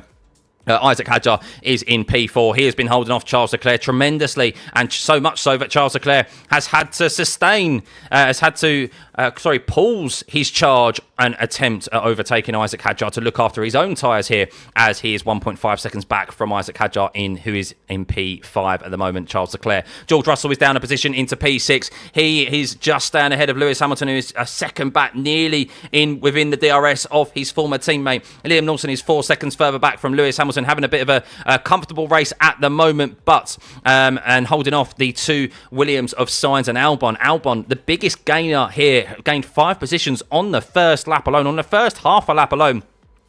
He is in P10. Yuki Tsunoda is up a position in P11. He is on the soft compound tyre, though, and he's starting to see his lap times drop off compared to those ahead of him who he's trying to chase down. Antonelli is in P12. Alonso is down 3 places into P13. Gasly is 14th. Colapinto is 15th. Hulkenberg 15th. Ocon 17th. Bortoletto, the biggest loser here at the moment, is in P18. 5 positions he has lost at the start of this race due to an anti-stall on the grid. Very fortunate no one ran into the back of him, but yes, he lost 5 positions there and finds himself in 18th. But Eamon is in 19th, and Lance Stroll had a very early pit stop here and is in P20 as it currently stands, which is an intriguing decision by the Aston Martin team. But Hamilton now within the DRS of his former teammate George Russell. How much is he going to be able to gain on the Mercedes?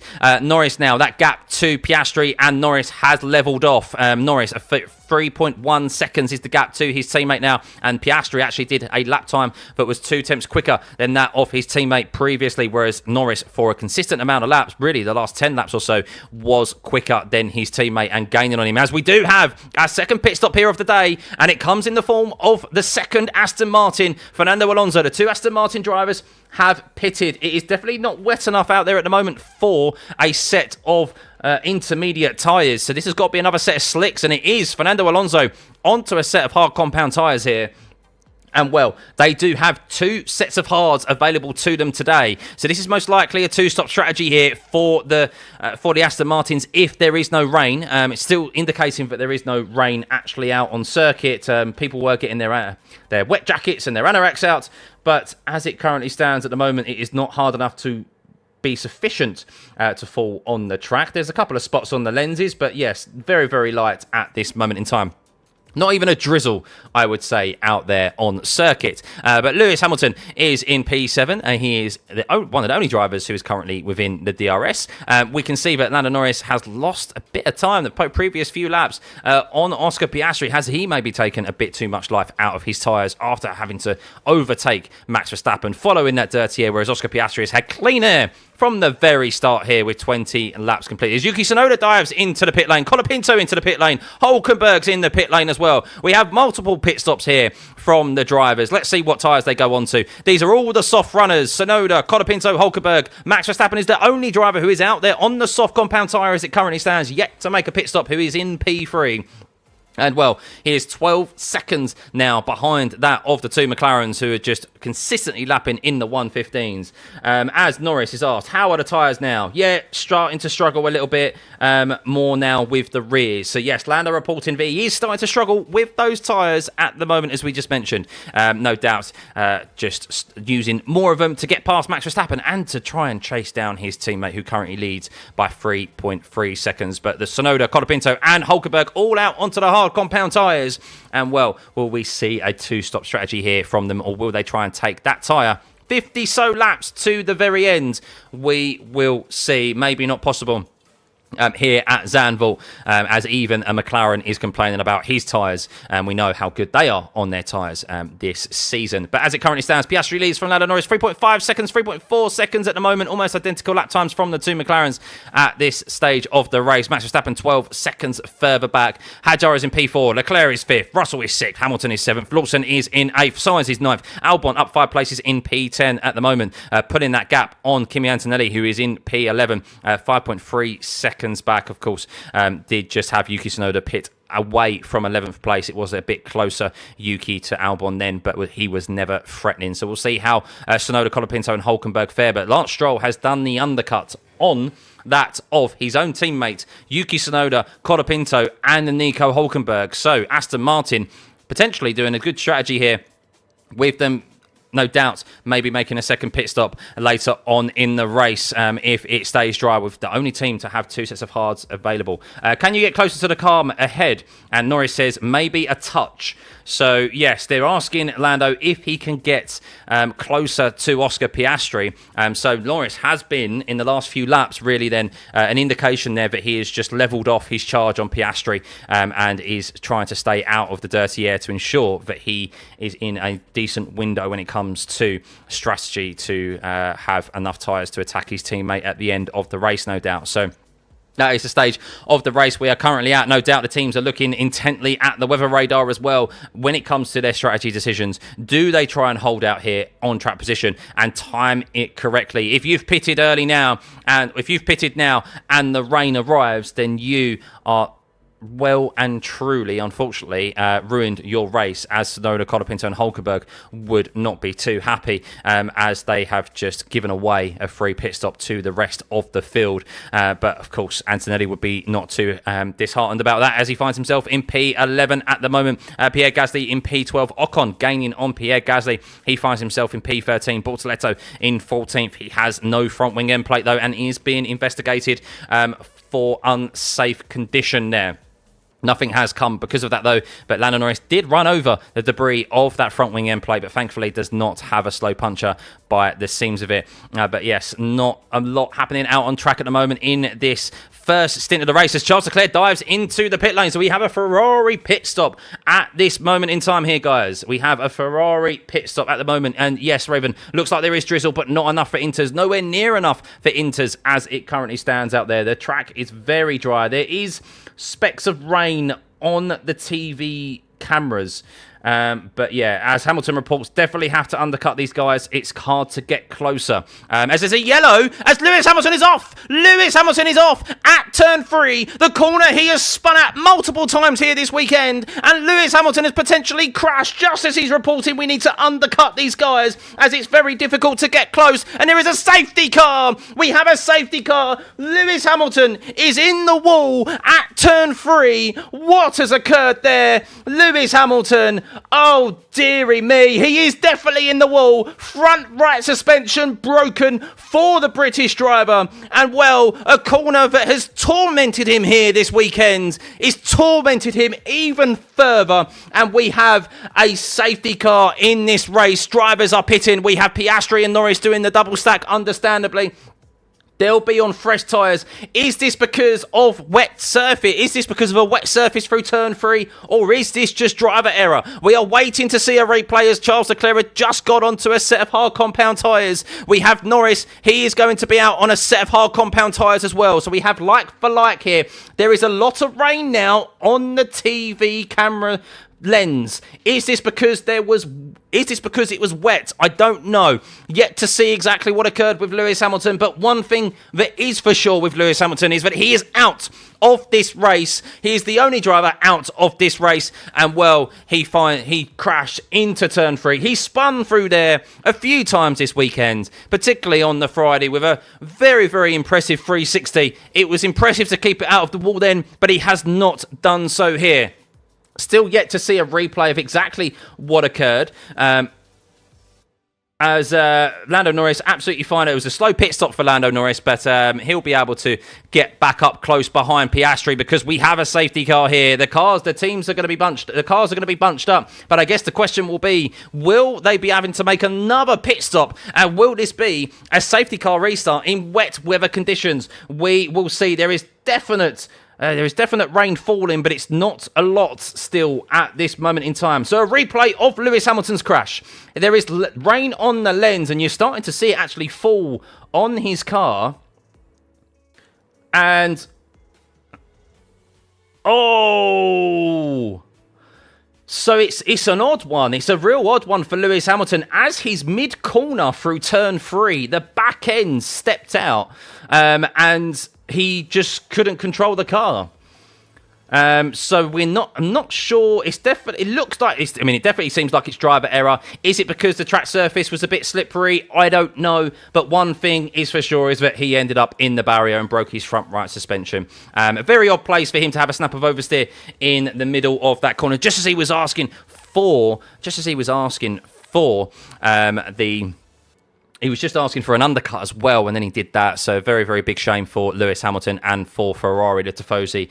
So yes, not ideal there, not ideal. Lewis Hamilton being surrounded by the media, understandably, as he walks his way back to his garage. But one thing is for sure is that we have 25 laps completed in this race. We have 48 laps remaining, and it is Oscar Piastri leading from Lando Norris in P2. Verstappen is in P3. Hadjar is 4th. Russell is 5th. Charles Leclerc is 6th. Lawson is 7th. He's up a place, Liam Lawson, now because of that crash there by Lewis Hamilton, as is Carlos Sainz in P8. Ocon is in P9. Ocon finds himself in P9, but he is on the hard compound tyre. He's on 24 lap old hards, so he is still yet to make a pit stop. Alex Albon is in P10. Antonelli is 11th. Stroll finds himself in P12. Lance Stroll, who pitted very early on with the undercut, as Norris, is he all good? The front jack, as he was trying to pull away Lando Norris, the front jack guy just couldn't get out of the way and release the car. There was looked to be a mechanism failure there, and I think he got clipped, but he is okay, supposedly. Stroll is in P12 with the undercut there, 7 places gained at the moment in P12. He does have to pit again, though, of course. He is on 16 lap old hards. Bearman, who started from the pit lane, the two Haas, still yet to make a pit stop. He is in 13th. Alonso is 14th. Tsunoda 15th. Gasly 16th. Colapinto 17th. Bortoletto 18th and Hulkenberg 19th, and that is where we are. Leclerc did lose out a little bit there. He did lose out a little bit, but not too much. No, he did, yeah. Sorry, Leclerc did lose out because George Russell is ahead of the Ferrari driver right now. So yes, he lost. He made a pit stop, of course, under green flag conditions. Well, George Russell and Hadjar both made pit stops under safety car conditions, which is a cheaper pit stop. It's less time in the pit lane because you can. The drivers are going around the track under safety car conditions, are going at a slower speed. And well, Charles Leclerc, 1 lap prior to the safety car, he pitted, and well, he has lost out of position on George Russell, and also lost time and ground on Isaac Hadjar, who is trying to undercut. So yes, the undercut has definitely not worked for him. Interesting, Max Verstappen is on the mediums. Max Verstappen going aggressive again on the medium compound tyres. He wants to give the Dutch fans something. He wants that extra level of grip at the start of the race. And that is what he is. So safety car, very, very quick, really, safety car here. Well done on the recovery team to get rid of that stricken Ferrari of Lewis Hamilton. Yes, Lewis Hamilton out of this race if you're just tuning in, ladies and gentlemen. And if you are enjoying this watch along, please hit that like and subscribe button. It would be very much appreciated. Nearly 1,000 likes. And of course, how many subscribers do we have at this moment in time? Over 54,000 subscribers. Big thank you. Another milestone achieved. Let's get that to 55,000. But Hamilton, yes, not very good there. It was a snap of oversteer from him. Hang on, as Lando Norris is asking, how did he crash?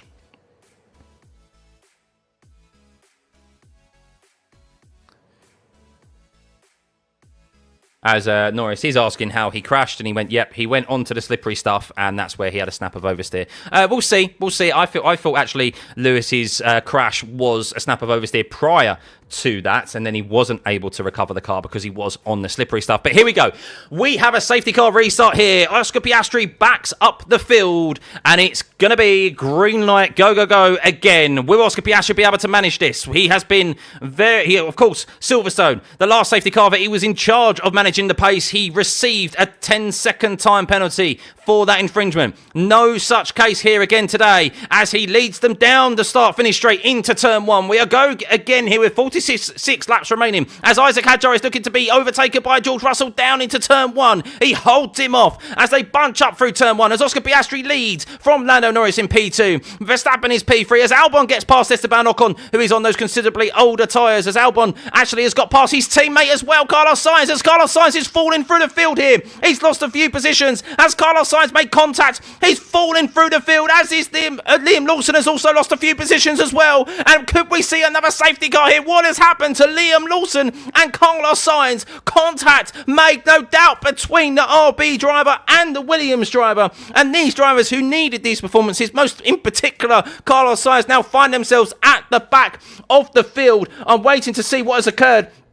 Well, yes, there is a puncture, I think, for Carlos Sainz. I'm trying to see if there's any more damage. There's been definite contact through turn 1 between Lawson and Carlos Sainz. Lando Norris all over the rear of Oscar Piastri. There will be DRS activated next time around as well. They are still moving, though, but we are unaware of exactly where that contact has occurred and the level of damage that they have. I think it might just be punctures between Sainz and Lawson, as Sainz does just get past Liam Lawson there as they head into turn 10. An overtake by 2 stricken cars who look like they are going to be making their way back to the pit lane.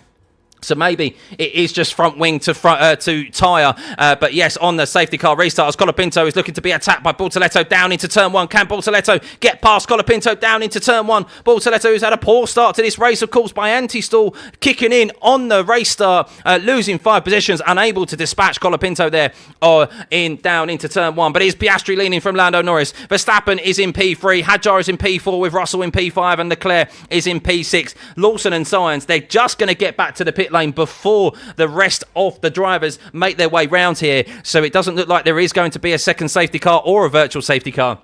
It may just be a difference in relation to it may just be tyres that need to be replaced there. We will see if they are able to continue, but a real shame for both of those as they were running in the points. Liam Lawson was up into P7 because of that retirement from Lewis Hamilton, and now he finds himself at the very back of the runners, down in P19, and Carlos Sainz as well, also in P18. Still yet to see a replay of exactly what occurred.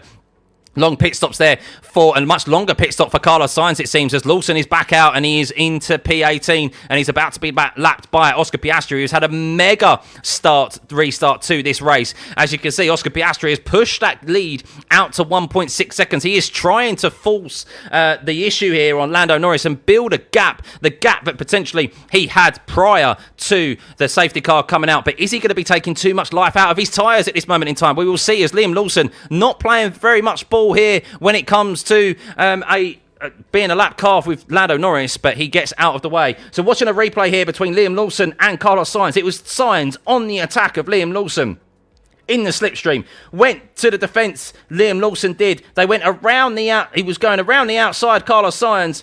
And Liam Lawson just had a bit of a twitch in the middle of the corner. And it seems that Carlos Sainz, yes, wasn't expecting it, and they made contact, unfortunately. It's just a racing incident, but a real unfortunate coming together for the two drivers. That meant, as Sainz says, he's just so stupid. Oh my God, this guy is always the same guy. I don't think it is, to be perfectly honest with you. He was more entitled to hold on to his position there, and he was ahead at the apex as the racing rules currently stand. But yes, an unfortunate moment for both of the drivers there who are running in the points, as Liam Lawson's left rear actually fully came off the rim. So that's why they were going so slowly to get back round to the pit lane. But we will have a review of that at the end, as Sainz is on the attack of Liam Lawson again as they go side by side again through turn 1. They're still side by side. The exact corner where they made contact, which is why they find themselves themselves on the soft compound tyres down in 18th and 19th. And Sainz, frustrated, will be happy, no doubt, in that Williams cockpit as he regains that 18th position from Liam Lawson. But yes, he won't be too happy with where he finds himself right now, as he was in P8 prior to that, fighting for P7. 10 places down for 9 places down at the moment, Carlos Sainz is, and Liam Lawson finds himself 11 places down. A real shame for both of those drivers who were looking for good results here this weekend. But at the front, we can see Oscar Piastri 2.2 seconds ahead of Lando Norris as it currently stands. Piastri trying to build a gap on his teammate. And, well, it's going to be interesting because is Oscar Piastri going too quick, too soon? Lando Norris, is he potentially just looking after his tyres here, biding his time, and then looking to then close in on his teammate? We know that there needs to be a significant delta to try and get past a driver in equal machinery, let alone, also on the same compound of tyre, as well as Max Verstappen is being chased down by Isaac Hadjar, by the way, ladies and gentlemen, as Albon is looking to overtake, is looking to fight off Kimi Antonelli. They're side by side as Antonelli is still in P8, and he's done very well, a massive beneficiary of this safety car, finds himself in P8.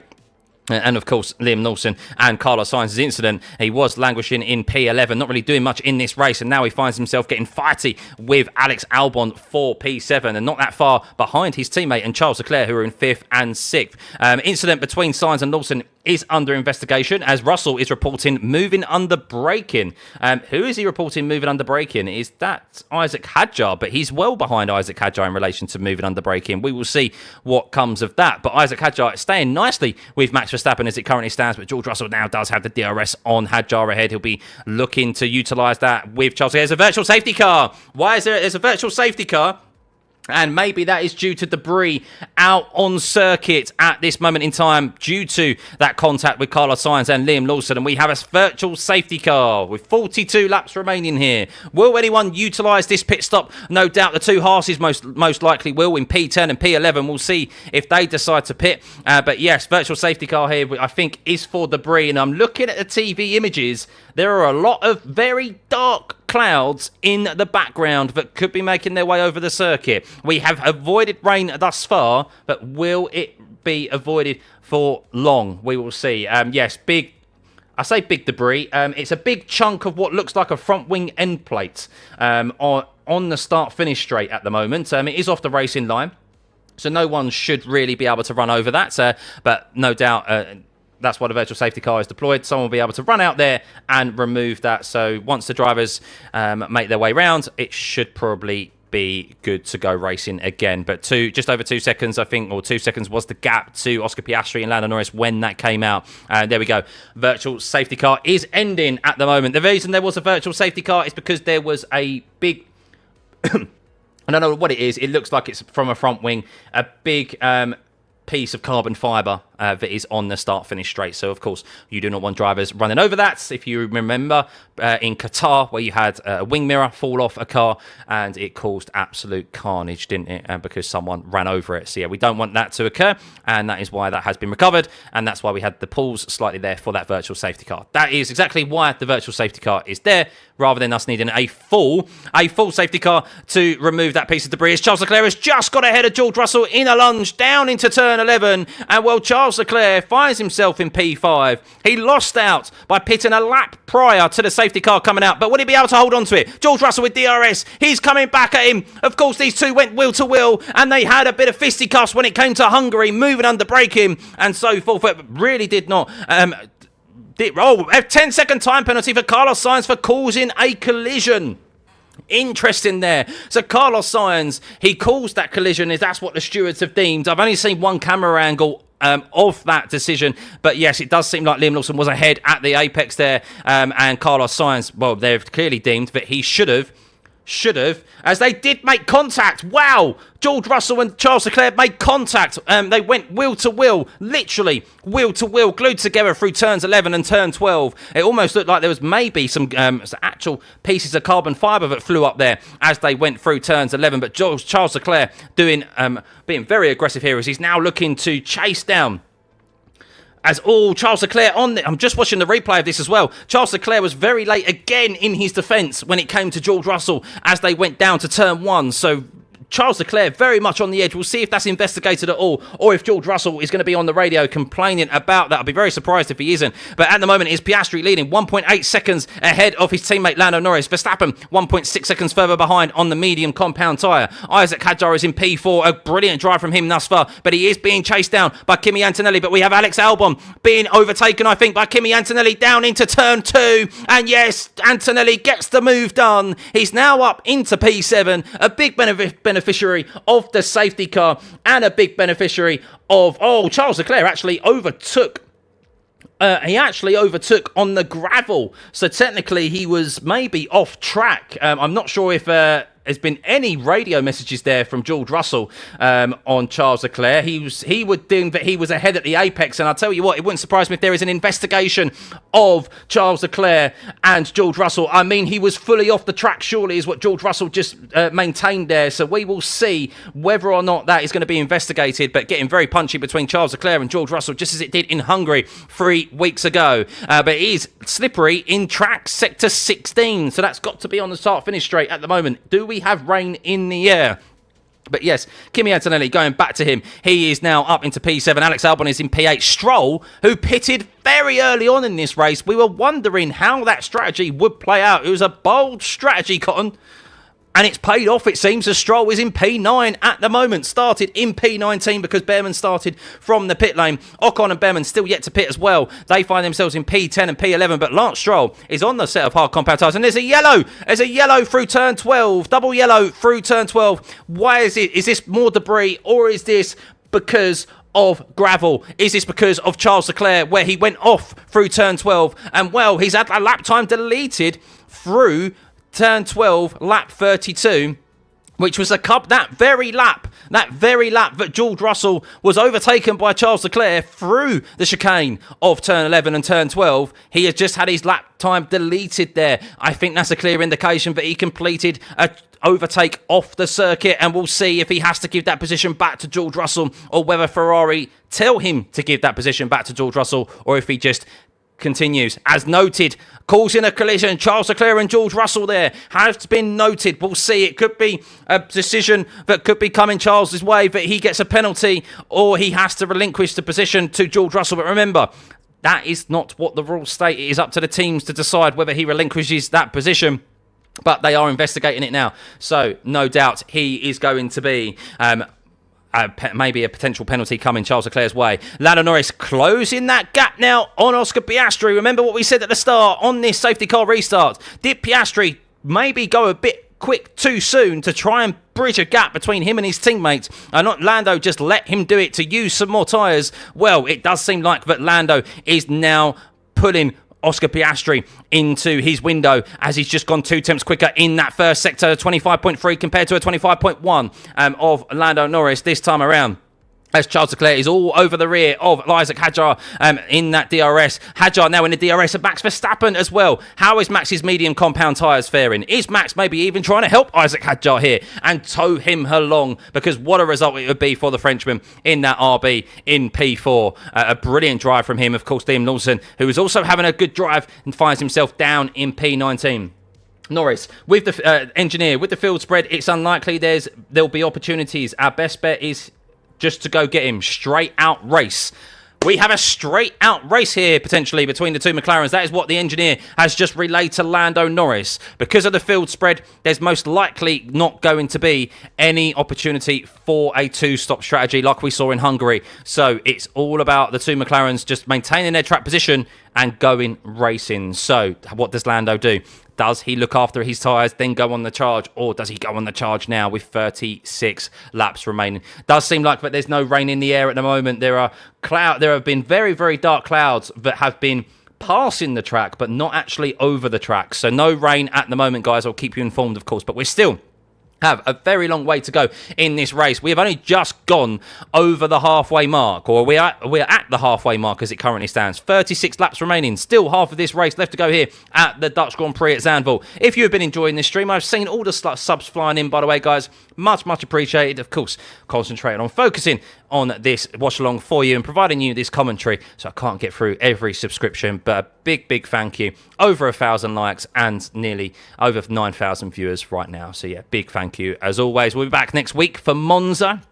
We head to Monza, the Temple of Speed, and well, will McLaren be quickest there again? Yes, but it is a track where we could potentially see a bit of a change up of the order, because it is a unique circuit. It is all about your top speed there, and we always know that Ferrari bring a super duper package. They bring a Monza package to try and win their home race in front of the passionate Tifosi. Could we see Ferrari on the top step next week? We will see. But at the moment, one thing is for sure is that one Ferrari is out of this race in Lewis Hamilton. If you're just tuning in, yes, he crashed at turn 3, the corner that has tormented him here this weekend. He brought out a safety car, and as it currently stands, we have Oscar Piastri in P1. 1.4 seconds, just under 1.5 seconds is the gap to Oscar Piastri and Lando Norris. It is a straight fight to the end, is what we've just been told on the radio by Lando Norris' engineer. Due to how the field is spread at the moment, there's no gaps, there's no opportunity for him to do a second pit stop and go on the charge like we saw Oscar Piastri do in Hungary. But we saw how that played out for Oscar Piastri. He came off second best. As Alonso is fuming on the radio. I don't know. You put me always in traffic.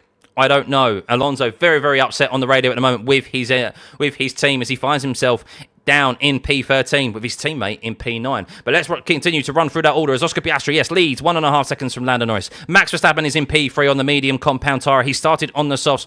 He is 1.4 seconds ahead of Isaac Hadjar. Yes, Isaac Hadjar is still in P4, and he has been holding off Charles Leclerc in that Ferrari for this whole race thus far, doing a tremendous job at the moment and staying with Max Verstappen as well. Charles Leclerc in P5, got shafted by the safety car. He was trying to do the undercut. The safety car came out the next lap after he pitted, so he lost out on that free pit stop, and he actually got undercut by George Russell, who he is being under investigation for causing a collision with George, and he also overtook off of the racing surface as well. Potential penalty coming to Charles Leclerc. We will keep you informed of that. George Russell is in P6 at the moment. Antonelli, a big beneficiary of that safety car, and of course, Sainz and Lawson, who are the last of the runners at the moment, they collided, they got punches, and Antonelli now finds himself in P7, only 1.2 seconds behind his teammate, where he was having a very lonely and boring race before the safety car came out. Oh, Albon is up 7 places in P8 at the moment. He gained 5 places on the first lap. A tremendous start from him, but I'm still yet to see exactly what occurred. Lance Stroll is in P9 at the moment. He is up 10 places, doing a tremendous undercut, a great strategy call from the Aston Martin team. Unlike Fernando Alonso, he is been on the right side there of a good strategy call. He is up in P9. Ocon and Behrman 10th and 11th. They're still yet to make a pit stop. The only drivers out there still yet to make a pit stop. They're on 39 lap old hards at the moment. Tsunoda finds himself in P12. Alonso 13th. Gasly 14th. Colapinto 15th. Bortoletto is 16th. Hulkenberg is 17th. Bortoletto anti-stalled on the start of this race on the grid and lost 5 positions from the get-go. Unfortunate for him. Sainz in 18th and Lawson is 19th after that collision, where Sainz has a 10-second time penalty for causing a collision into turn 1. And Lewis Hamilton is the only retiree from this race at the moment who brought out that safety car after crashing into turn 3. Yes, Lewis Hamilton, very uncharacteristic of him to crash. Not often we say that. But let's jump back to the top, shall we, for the battle for the lead and the battle for the Drivers' Championship.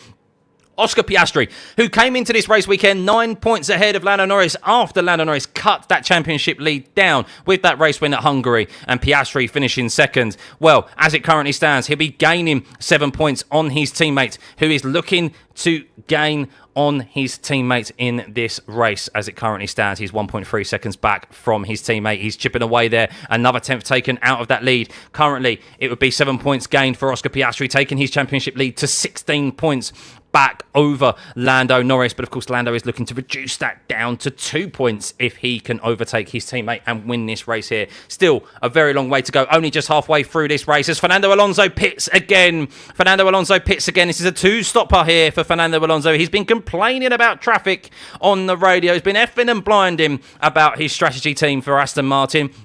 And I can't say I blame him, as Antonelli has just got ahead of George Russell. Kimi Antonelli is now ahead of George Russell. I'm not sure if it was a valid overtake or whether it was a decision by the team, but George Russell evidently struggling here. Potentially, I think George Russell has damage from that collision with Charles Leclerc. I think that may be what is causing George Russell to lose a bit of time. Not to take anything away from Kimi Antonelli, but I do think that is the case, that Russell has picked up damage from that collision with Charles, floor damage, and we know how important the floor is here for the Mercedes. As George Russell has been told, he has damage to the car. Hang on. As George Russell is not happy. As George Russell is not happy about being told to invert the positions between Antonelli and Russell. So yes, that was a team decision, to team orders for George Russell and Antonelli to swap positions because George does have confirmed damage to his car. As Fernando Alonso sets the fastest middle sector out of anyone on a fresh set of hard compound tyres. But the fastest lap last time around in this whole race belongs to Lando Norris. He took another 10th out of his teammate. And well, he is fully within the dirty air of his teammate right now. 1.1 seconds is the gap. 1.2 seconds is the gap to Piastri and Norris, but we know it's difficult to overtake in this current era of Formula 1 cars. You need a significant tyre advantage, and well, Lando Norris, keep an eye out on the interval times through those tight twisty corners. That is where clean air will be king. As you can see, Norris, he got to 1.1 seconds behind his teammate, and now he has ended up behind his team. He's now just lost 3 tenths in the space of 4-5 corners there, and for some reason the stewards have found it, I don't know why, but the stewards are so scared of dishing out penalties to big-name drivers because the collision between Leclerc and Russell will be investigated after the race. I do not see why there is a need for an investigation there.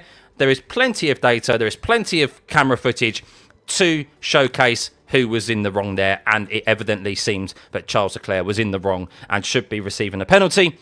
Don't know why it's required to be investigated after the race, but that's just nothing surprised me when it comes to the stewards now. So, plenty of ample time. There's still 30 laps remaining in this race. Why can they not dish out a penalty to Charles Leclerc right now? That's absolutely wild. And I don't care which driver it is. We've had ample instances where they've held on to decided that the stewards are not ballsy enough to make decisions. Don't know why they need to do that after the race. It's not what we want to see. Not what we want to see.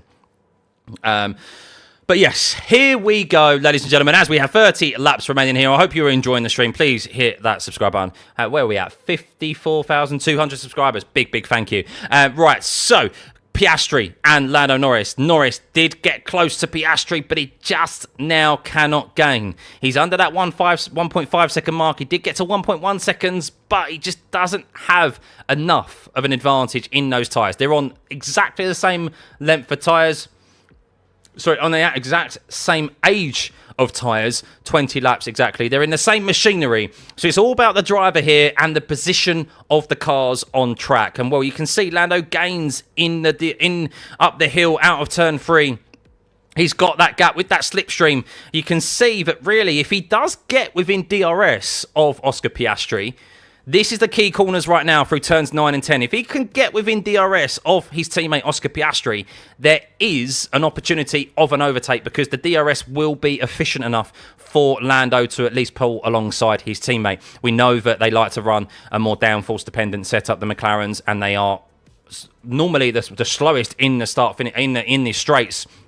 And well, that makes it difficult for them to overtake other cars. But when it's the same car, yes, it's going to be more efficient for them. But Lando, 1.2 seconds back from Piastri. He stayed a lot closer in that middle sector. Let's see how he fares. If he gets turn 1 correct and doesn't lock up or anything here, he could gain and be within that DRS as they make their way down to the lower portion of the circuit through turn 8. We've seen him gain 3 tenths, almost 2 tenths on his teammate through the first and second, well, through the first sector and the first portion of the second sector. Let's see, he's 1.3 seconds back at the moment. This is where he gains on his teammate. Let's see how that interval time comes down. It's 1.3, it's 1.2 as it currently stands. It's 1.1 as they make their way through the kink of turn 8. Is it any further? It's down to 1 second. He's nearly within the DRS of his teammate. Can Can he get there under braking into turn 9, into that DRS? He's so close, but he loses just a little bit through there. And that's where the dirty air, you want clean air. You're trying to find the space to ensure that you're not hurting your tyres and you can find a level of grip. And I'll tell you what, he has been able to stay very close, 1.1 seconds there out of turns 9, 10 and 11. He loses a bit of time through turn 12, as everyone seems to do. Does he have the grip through turn 13? I think he loses a bit of time through here as well, as you're the trailing car. No, he's actually stayed quite nicely and quite close there, and he will probably gain the toe as they head down into turn 1. And, well, next time around, it could be Lando Norris in the DRS. Why is Carlos such an easy penalty, but Leclerc's isn't, Taco? I totally agree. And what makes it even worse as well is that Charles Leclerc also had his lap time deleted. He had his lap time deleted, so it's clearly evident that he overtook off the track. So they even have that information to back up their decision. Regardless of the collision, he's overtaken off of the racing circuit. So, yeah. Anywho, Lando Norris is now in the DRS of his teammates. Will he be able to maintain it as they make their way through the DRS activation line, though? That's the key there. He was in it briefly, but I think he might have just lost it before they got to the DRS activation line. And yes, Lando did just lose it a little bit. He lost it out of turn 9, just lost a bit of rear traction. And unfortunately, that DRS activation line, I believe, is just before turn 10, and that is where, importantly, he lost it. But he is getting closer. He is getting closer, and he needs to get it sooner rather than later, because it's going to be very difficult to sustain this attack for much longer with these tyres. Piastri is definitely not hurting his tyres as much as Lando. They're both pushing right now. They're comfortably the quickest cars out on circuit. Max Verstappen, 14.7 last time around. That's his fastest lap of the race today, and it's still 0.6 of a second slower than that of the McLarens, who are fighting and pushing at this moment in time. 26 laps remaining. Whose tyres are going to last? Lando, of course, we know generally his tyres are very good. He is good on his tyres, but it doesn't matter how good you are on your tyres. When you're in dirty air, it is a massive disadvantage. As you can see there, the interval, it's highlighted. He gets in the DRS, but loses a bit of time as he heads through to turn 9. But has he been able to gain the traction? That's the important thing for him. Maybe he just lifted off a bit early. He learnt from last time around that he doesn't want to go so deep to ensure that he gets a tighter line through turn 9. And, well, he loses a bit of time again through turn 10. That is where the clean air is so important through turns 9, 10 and 11.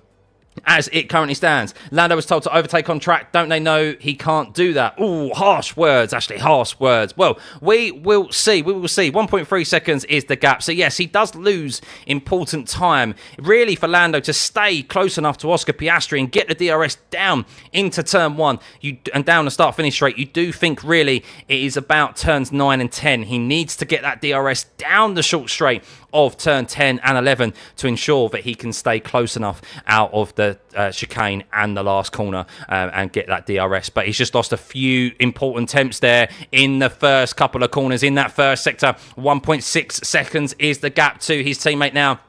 And for the first time in a long time, Lando Norris has lost a couple of attempts on his teammate in that first sector. He has been dominant in that first sector today over his teammate, but he just lost a little bit there. But he's regained some. He really does. The toe is so powerful, really, for Lando on Oscar Piastri with the level of wing, but they're running, of course, very efficient for the corners. But down the straights, when they're on full throttle in the toe, that gap, that advantage of the slipstream is very powerful in that McLaren. But it's through the corners that Norris just cannot get close enough at the moment and is losing all important time. Palmer and Coulthard are not happy about the investigation. I totally agree. Does anyone know why Max took the mediums, Mythical? Yes, because I believe he took the mediums because they committed to a 2-stop strategy, and I think there'll probably be another stop from Max Verstappen. Will there be another stop from Max Verstappen? I think he's going to have to be honest, unless he's going to do some magic and take these mediums to the end on 50 laps. That's a very, very tall order. But potentially there was rain in the air as well. We have had a threat of rain for the majority of this race, but it has missed the circuit. So, yeah, I think that's why he was on the mediums, but we'll see. Max is very good on his tyres, and he's got a comfortable gap to Isaac Hadjar. But if he does pit Max Verstappen, that would put Isaac Hadjar into P3, sorry, and potentially score a podium, as Hadjar has comfortably the better of Charles Leclerc, who could be getting a penalty post-race now, not mid-race. So yes, that's where we're currently at this moment in time. Do I think Charles will actually get a penalty after the race, or are the stewards going to try and spin this? Toto will be fuming, and rightfully so. I mean, he should get a penalty, Lara. He should get a penalty. Will they try and spin it? I don't know. I don't know what their reason for wanting to speak to them after the race is for, personally. But we'll see. We'll see. We'll be live, of course, after this race ends, guys. We are not going to be shooting off, as some other channels do. We stick here. We talk about the race that has happened, about the race, what has unfolded in front of us, and, of course, a look ahead for the other next weekend at Monza. So stick around afterwards if you want more F1 content. That's one of the best parts of my day and my weekends, is not just this, but also afterwards and discussing with you all what has occurred. But Lando Norris now, update for him with 23 laps remaining. He has just dropped back a little bit from his teammate. 1.3 seconds is the gap, or 1.5 seconds the gap was as they exited out of turn 3. And you can see there, sector 1 is, well, that's really where Lando has been gaining an advantage, is in sector 1 on his teammate. But the last few laps, he has not had the advantage at all. They've been pretty level footing. If not, he's been the slower driver in that first sector, and that's why this gap has just leveled off at this moment in time. Maybe Norris, with these 23 laps remaining, will just be backing off a little bit just to ensure that he cools off his tyres, and then may go on another charge again. But all the while, Oscar Piastri leads this race, as he has done from the very start, in clean air, and he is no doubt having to look after his tyres. He's looking after his tyres much better than Lando Norris, who is eating his dirty air at this moment in time. Max Verstappen is in P3, 10 seconds further back on the medium compound tyres, with Isaac Hadjar in P4, who has a comfortable gap of 3 seconds to Charles Leclerc in P5. Antonelli is up 5 positions in P6. George Russell is in P7. He has confirmed damage to his car after a collision with Charles Leclerc, who overtook off of the racing surface through the chicane of turn 11 and 12, and is being investigated after the race, not during the race, which is despicable from the stewards. Alex Albon is in P8. He's up 7 positions after gaining 5 places at the start, as Nico Hulkenberg has been overtaken by the punchy Fernando Alonso, who's on 9-lap old hard compound tyres, 21-lap fresher tyres.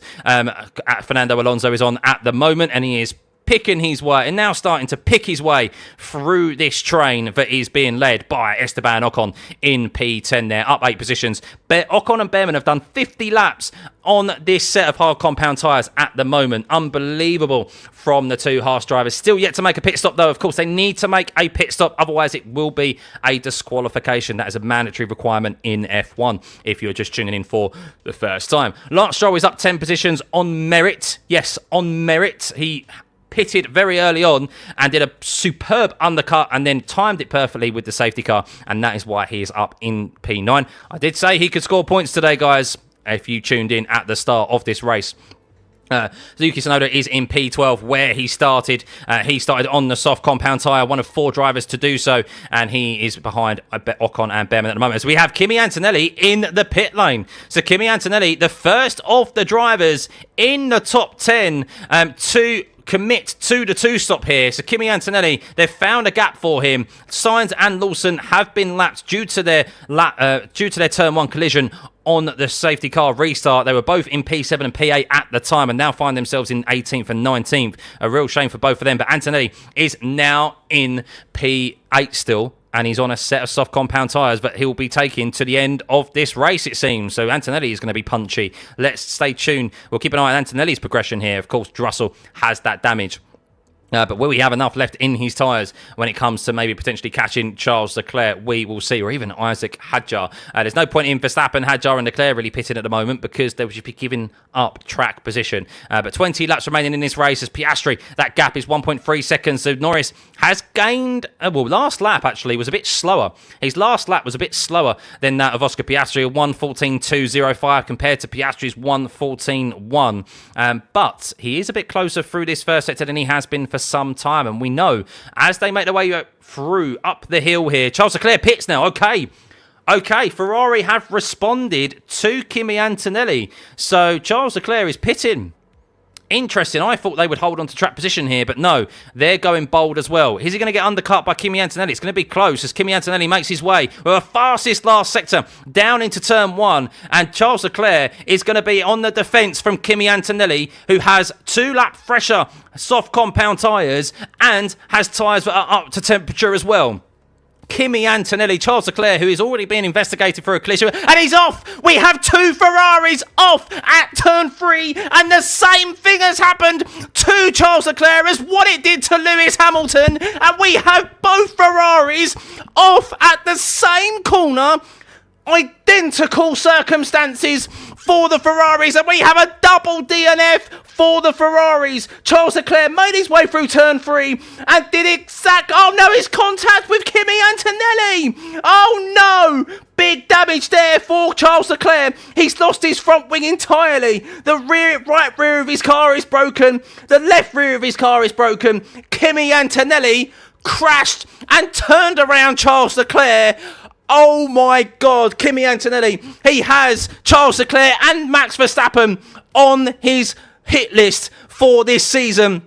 The 2 McLarens pit, and wow, Charles Leclerc, I thought it was a driver error out on potentially colder tyres than that of Kimi Antonelli, but Kimi Antonelli just completely wiped out Charles Leclerc there. Kimi Antonelli is okay. It's a interlocking of the tyres, but Charles Leclerc, we have a double DNF for Ferrari. Wow. Wow. Seems I should wear the Ferrari shirt today. I don't even need to wear the Ferrari shirt. That's the thing. You guys take the mick that I'm the problem. I don't even need to wear the Ferrari shirt. But yes, this was Charles Leclerc, who has already collided. That was a return to sender for Kimi Antonelli. He heard that Charles Leclerc had caused damage to George Russell, and he went, "Don't worry, George. Don't worry. I'll sort him out for you. As a good little brother does, I'll sort him out for you. I'll get revenge." And that's what he has done. Pit stops galore from everyone up and down the field. Ollie Behrman and Esteban Ocon, this is what they were hoping for. Yet to make a pit stop. They're now going to be on fresh tyres. I'm not entirely sure where everyone is out on the grid at the moment. So I'm watching the replay, the onboard of Kimi Antonelli. Was he definitely at fault here? He went for a move down the inside, Kimi Antonelli, and he just understeered. I mean, it's bold. It's bold by Kimi. Very bold. He sent it down the inside. And I think that was unnecessary. I mean, we can never know what happened, but the tyres felt good anyway. I'm getting out. That's what Charles Leclerc said. So I think that was unnecessary, to be honest with you. He's understeered. That's totally on Kimi, and he'll be getting a penalty for that. Yeah. And Charles has been sent into a massive spin. The front end is completely off. The right rear is gone. The left rear is gone. No, the right rear is gone. And yeah, to be fair, that wasn't Charles's fault. It wasn't Charles's fault. But yes, that was Kimi Antonelli just getting overzealous there. He had 1 lap fresher tyres. He was on the charge. And Charles, who had just come out of the pits, he wanted to make that move stick and get it done quickly with that tyre advantage. But he has ended up down in P7 still. And well, George, what has that done to the proceedings of this order, guys? Wouldn't have happened if he held for 10 seconds. That's true, Taco. That is very true. Someone will be sleeping with the fishes at Scuderia if there isn't a direction change soon. Hopefully they don't look at the team top. I know. Definitely Kimi's fault, as much as you hate to say it. Yep, definitely Kimi's fault there. So, after everything that just happened there, let's have a rundown of order of proceedings, shall we? We have 18 laps remaining. We are currently under the safety car. Piastri and Norris are on a set of hard compound tyres. They are going to be pushing to the end of this race. Max Verstappen is on a set of softs, causing a collision. Why is that now being noted? That's not George Russell. God. The stewards are drunk today, guys. The stewards are really just not at it. They really don't want to do their job, do they? Like, that's not... Turn 3 incident involving George Russell and Charles Leclerc has been noted. No, it was Kimi. It was Kimi. Who is honestly a steward today? Right, Piastri and Norris, they're at the front on the hard compound tyres. Verstappen is on a set of softs. Hadjar's on a set of softs. Russell is, as Albon is up 9 positions in P6. Albon finds himself in P6 at this moment in time. He could be in P5 because we know George Russell has damage to his Mercedes from a collision with Charles Leclerc, who we know just had a second collision. And we'll get down to the 2 Ferraris. Your eyes are not deceiving you if you're just tuning in for the first time. Yes. The 2 Ferraris at the bottom are out of this race. Antonelli is in P7, but we do expect a definite penalty for causing a collision to come his way. Pierre Gasly finds himself in P8. Pierre Gasly is up 6 places in P8. Fernando Alonso, who was screaming on the radio at his team about poor strategy decisions, now finds himself in P9. Gabriel Bortoleto, who lost 5 positions at the very start of this race due to anti-stall kicking in, is in P10. Ollie Behrman, who's just made a pit stop and is going to be in a very, very good place as the stewards, now have correction that it is Antonelli and Leclerc under investigation. But Behrman up 9 places. He's going to be in a very strong position to score points here as he's on mediums compared to hards in front of him, and fresh mediums at that. Stroll is also on a fresh set of hards as well. He is in P12. Tsunoda is in P as a E. That is the quickest. Oh, the FIA, Jesus Christ, honestly. That is the quickest I think I've ever seen a 10-second time penalty dished out for someone. That is the quickest I've ever seen the stewards dish out a 10-second time penalty. Kimi Antonelli has a confirmation there of a 10-second time penalty. Not sure why it took him so long why they didn't do that with Charles Leclerc either. But yes, there we go. Tsunoda is down 1 position in P13. Ocon, who is on a fresh set of mediums as well, he's in P14. Colapinto 15th. Hulkenberg 16th. Lawson 17th. Sainz is 18th. And then Leclerc and Hamilton. Yes, Leclerc and Hamilton, the 2 Ferraris, are out of this race. Lewis Hamilton crashed under his own steam into turn 3, and Charles Leclerc has just been wiped out by Kimi Antonelli. A return to sender, you feel like. As thank you, Authentic Donnelly, for raiding with a party of 4. Much appreciated. As Antonelli's also been noted for speeding in the pit lane. Oh, it's gone from bad to worse. Oh, it's going from bad to worse for Kimi Antonelli right now. He's just wiped out the Ferrari of Charles Leclerc. He's just been given a 10-second time penalty, and now he's been noted for speeding in the pit lane. This is going to be 20 seconds of penalties for Kimi Antonelli, no doubt, as it currently looks like. What is going on? What is going on here? Stewards are having... Well, I say stewards are doing their job now. They're doing their job now, but earlier on they switched off. So here we go. Safety car is in this lap. You asked me when the safety car is coming in. We now have our answer. We have 16 laps of full tilt, full throttle racing to the end of this race. We have Max Verstappen... As penalty served, as Sainz has served his 10-second time penalty, which he got for causing a collision with Lawson earlier on. But we are about to go racing again. We have seen Norris get close to Oscar Piastri. They're now on the same set of tyres again, of course. Max Verstappen is going to be wanting to take advantage here on a set of softs as well. How long will those softs last? Even on the set of hard compound tyres, I think the McLarens are too quick for the rest of the field behind them. They've got such an advantage, or maybe not. Maybe we could see on those soft compound tyres, Verstappen maybe win this race and sneak a win here at the very end. Hadjar, could he maybe get past Max Verstappen and get his first podium at Max Verstappen's home race? We will see. Lots of opportunities here. George Russell needs to be... He's going to be thinking about getting Isaac Hadjar, but he has damage to his Mercedes. Alex Albon is looking for another top 5 here after qualifying in 15th, as Oscar Piastri is going to go again here. Let's see. Is he going to hold up or is he going to go? No, we are go. Safety car is in and we are racing once again. DRS, of course, will be activated next time around. Max Verstappen is in the slipstream of both the McLarens right now. Is he got enough to try and get past Lando Norris again like he did at the start of this race on a set of soft compound tyres? And I don't think he has right now. Lando Norris holds off Max Verstappen, but I think Max has got ahead of Norris. They're side by side as they head into turn 2, and Max backs off decision smartly there and doesn't take out Lando Norris. But this has given a bit of a breather to Oscar Piastri as they make their way up the hill into turn 6 and down the hill of turn 7. Lando Norris there had to defend dramatically there, very hard from Max Verstappen on the set of soft compound tyres as the two McLarens are on the hard compound tyre. But Norris just losing a bit of grip here, it seems, struggling to try and warm up his tyres here on this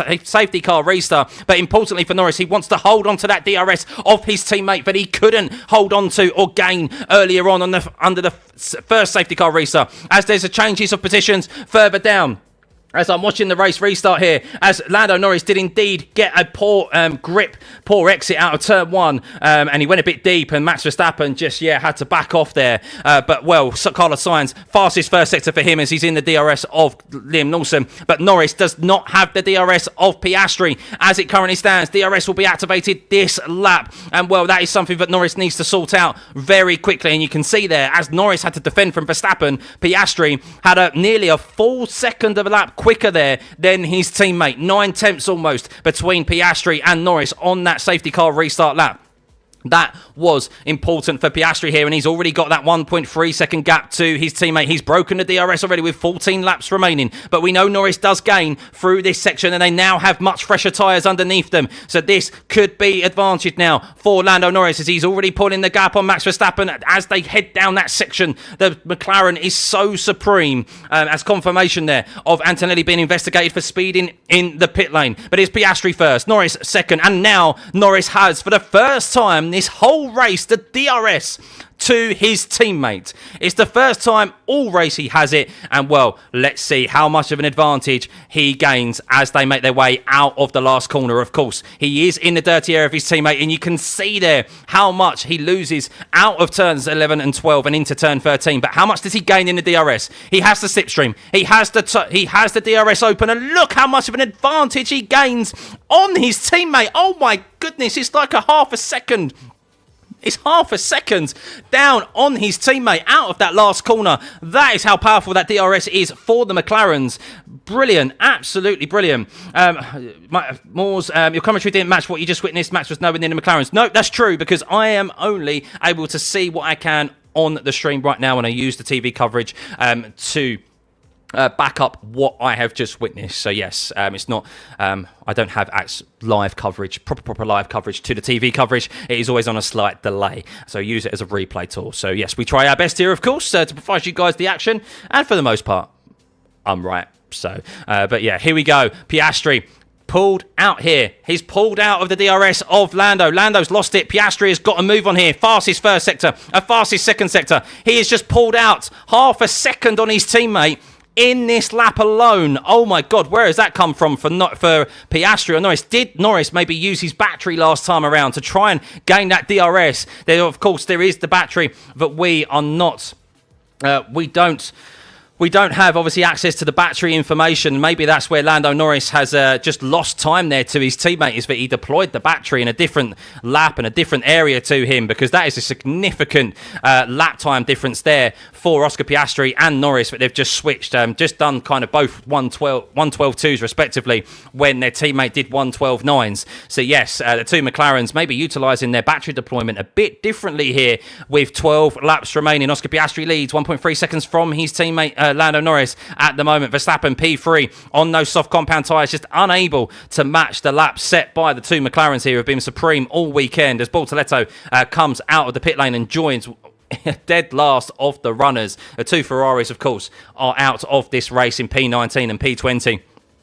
Kimi Antonelli, who has a 10-second time penalty to serve at the end of this race, is in P7 at the moment. Alex Albon in the DRS of George Russell, trying to close down the damaged Mercedes of George Russell. Isaac Hadjar is thinking about maybe getting past Max Verstappen, who is in P3, but he'll be over the moon with a P4 here, Isaac Hadjar. What a performance that'll be from him. Arguably driver of the day at the moment. We will have a driver of the day vote as well at the end of this race, so stay tuned, guys, of course, for all the interaction that we have here, as Antonelli has has been given a 5-second time penalty. So that's 15 seconds of penalty time, of penalties that Antonelli has to be taken at the end of this race. That would comfortably drop him out of the points as it currently stands and promote Gasly up into P7, Behrman up there as well, who's in P9. What a great strategy it's been, as Lance Stroll has just got past his teammate Fernando Alonso. Fernando Alonso, who's on 21 lap old hards, compared to Stroll, who's on 9 lap old hards.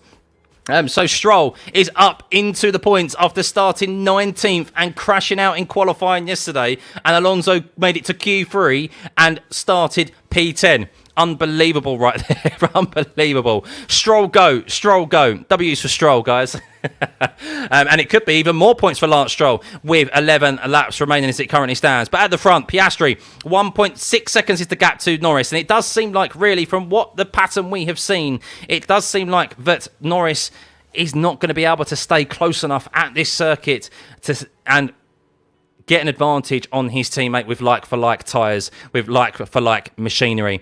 And that's the nature of F1 and how powerful and how effective the dirty air is. But unfortunately, it does remove racing opportunities for us, and that is why there are always changes of regulations, and why one of the reasons we are going to the regulations that we are in 2026. We should see less dirty air be thrown off of these cars, as Behrman is now up into P8, and Behrman is he side by side with Gasly as they head down into turn 1. He gets ahead of him, and Behrman is up 12 positions today. And wow, what a drive this is from Ollie Behrman, and a strategy call from Haas as well. Esteban Ocon unable really at this moment in time to make advantage of his medium compound tyres, but Ocon could still overtake Tsunoda, Alonso ahead of him, and maybe even Stroll and Gasly. I mean, Gasly is on 39 lap-old hards. It's going to be a tall order for Gasly to hold off those behind him. As you can see already, the gap that Behrman on 9 lap-old mediums has pulled out on Gasly, and Lance Stroll is looking at a move on Gasly through turn 9, and they're side by side. Stroll and Gasly are side by side as they head through turn 10. Gasly just maintains the lead for now, but it won't be for much longer, I suspect, with the DRS of Stroll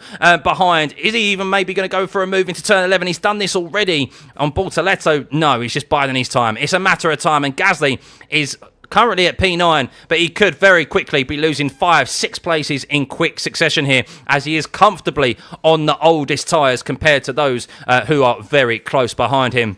As Lance Stroll gets a good exit, he's got the DRS open, and he's passed him before they even crossed the start-finish line. That is the pace advantage that Lance Stroll on fresh, hard compound tyres has compared to Gasly, who has 29 lap-older tyres on 40 age-old tyres at the moment. Lance Stroll up into P9, Behrman and Stroll up 12 and 10 places respectively. Update on George Russell and Alex Albon, that fight for the top 5. George Russell with a damaged Mercedes is holding off Alex Albon for now, but for how much longer we will see. We know that Kimi Antonelli behind, who is in the DRS the Williams of Alex Albon, has 15 seconds worth of penalties to take at the end of this race that will drop him outside of the points.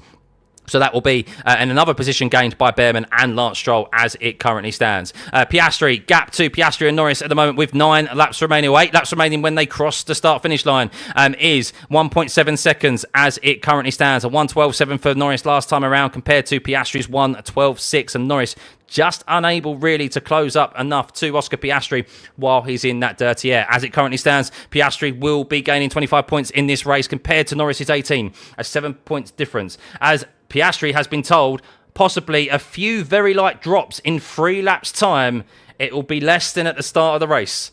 There could still be rain at the end of this race with a few laps remaining. I'm not holding my hopes up, guys, because they've teased us of that throughout this race, and we have received none at all. Norris has just made a mistake. Norris is going slow. Norris has an issue. Norris is off. He's slow. Oh, no. What has happened to Lando Norris? Is there a mechanical issue for the McLaren driver? Has he gone off? His engine's gone.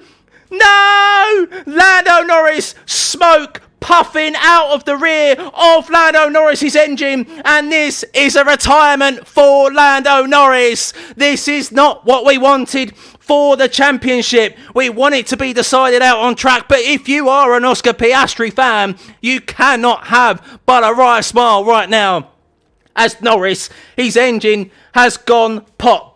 Lando Norris is out of this race as it currently stands. Oscar Piastri will be extending his championship lead by 25 points. And Isaac Hadjar is in P3. He could have to contend with another safety car restart. He most probably will. But as it currently stands, Oscar Piastri will be leading this championship by over a race win between him and his teammate, with 9 rounds remaining. We've wondered, would there ever be reliability issues for the McLarens, and we finally have seen it, but it's come not from Piastri, who's leading the championship, but from Norris, who's been chasing it.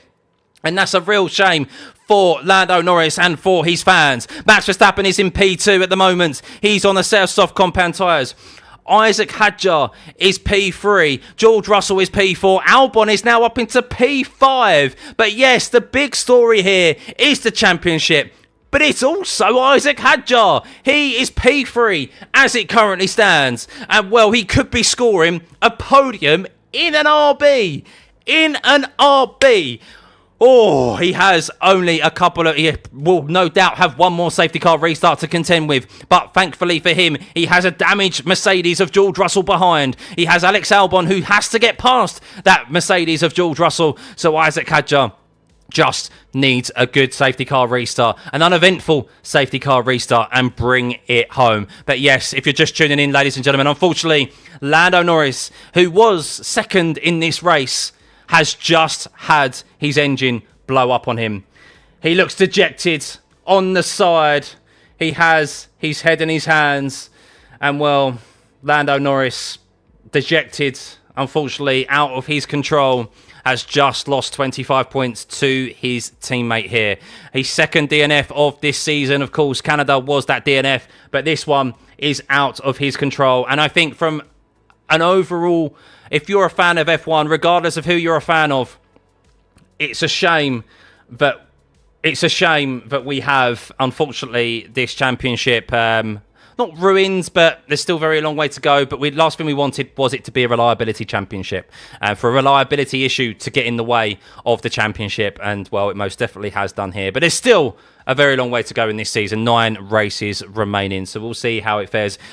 It could be that Piastri also has a issue later on in the season as well. Those Mercedes engines have all had issues at some point or another this season, and we were wondering when it would be the case with the McLarens, and it has done so here. So yeah, a real shame for Lando Norris there. Charles Leclerc is still on the side of the track in the dunes on a mobile phone. By the way, watching the race. But yeah, I'd rather have Piastri's engine die, but anyway, you spin it, Pyre is out. So what if Max will overtake Piastri in the last lap?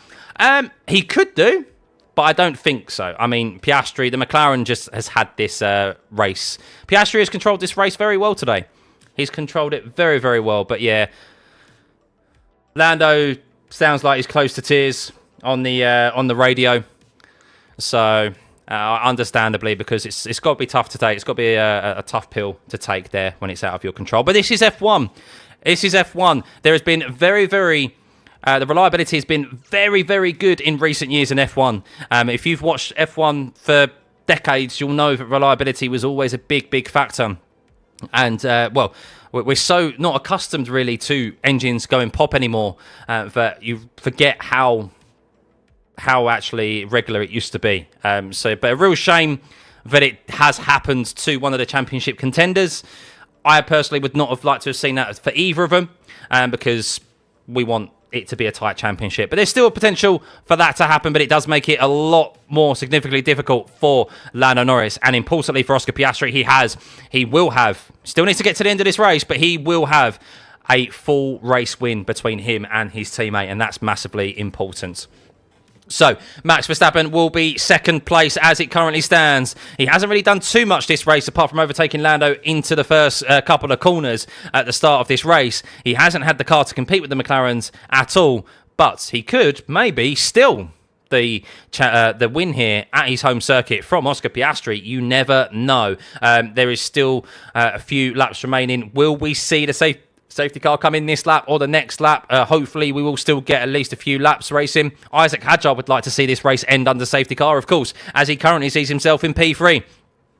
George Russell could be sneaking a P4. Alex Albon, P5 for Alex Albon as well. There's a few contenders here for driver of the day, but I think if Isaac Hadjar secures a P3 here, as that McLaren engine is still smoking, very dark smoke coming out of the back of that McLaren engine at the moment. Back of the McLaren is a Mercedes engine that they have. So yeah, Oscar Piastri will be hoping that his engine, as we do have the safety car in this lap. We have 5 laps remaining, ladies and gentlemen. I hope you are buckled in. Here we go. There have been 3 safety cars this race. 1 for Lewis Hamilton crashing out at turn 3. 1 for Kimi Antonelli wiping out Charles Leclerc at the very same corner.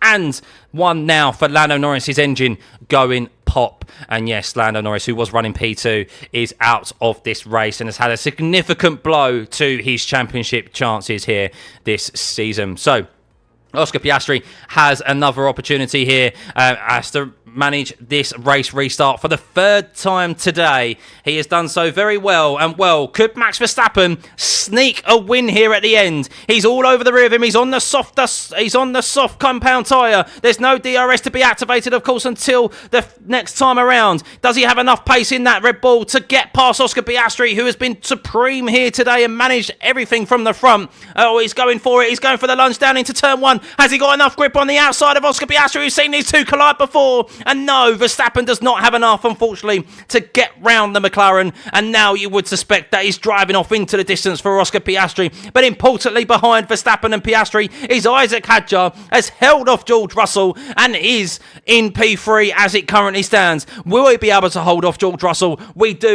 I do most definitely hope he does. But Verstappen has actually gained quite a bit on Piastri as they went down into turn 9. But he's going to pull out a gap now, no doubt, as they head into turn 10. Let's see if Verstappen, with that DRS, can maybe challenge Oscar Piastri here. He loses a bit of time out of the exit of turn 10. He's not going to have any DRS at the moment. If he can maybe stay close to Oscar Piastri out of the last corner, maybe there'll be an opportunity. But of course, he won't have DRS this time around. It will be next lap, and he's probably going to be out of that DRS by that moment. But Isaac Hadjar is 1.1 seconds. He's lost the DRS to Max as it currently stands. George Russell is 6 tenths behind him. Let's see how much George gains with that damaged Mercedes on Isaac Hadjar. He needs to make that Red Bull as wide as possible, and I don't think he's going to have enough of a tow. George Russell is actually, yes, so George Russell in the tow only gained around a 10th, or half, not even that really, on Isaac Hadjar down into turn 1. So yes, even with DRS open, Isaac Hadjar should have enough. We have 3 laps remaining here at the Dutch Grand Prix. What a race it has been. A very entertaining one personally. I've enjoyed it. I hope you guys have as well, as Pierre Gasly finds himself in P12 now. A real shame from him. Antonelli, we know, has 15 seconds of penalty times to take. So he's going to drop outside of the top 10 as it currently stands, and Behrman will be promoted up to P6. 14 positions gained he's going to have. Ollie Behrman, Stroll as well will be gaining a position, as will Fernando Alonso. It's going to be double points here for the Aston Martin team. A good result on the cards for them. Esteban Ocon is going to be scoring a point as well. It's going to be Haas double points, but we've still got 2 more laps remaining after this. We're currently on the 70th lap of this race. Piastri leads 1.5 seconds ahead of Verstappen. And importantly for Hadjar, he's broken the DRS of George Russell.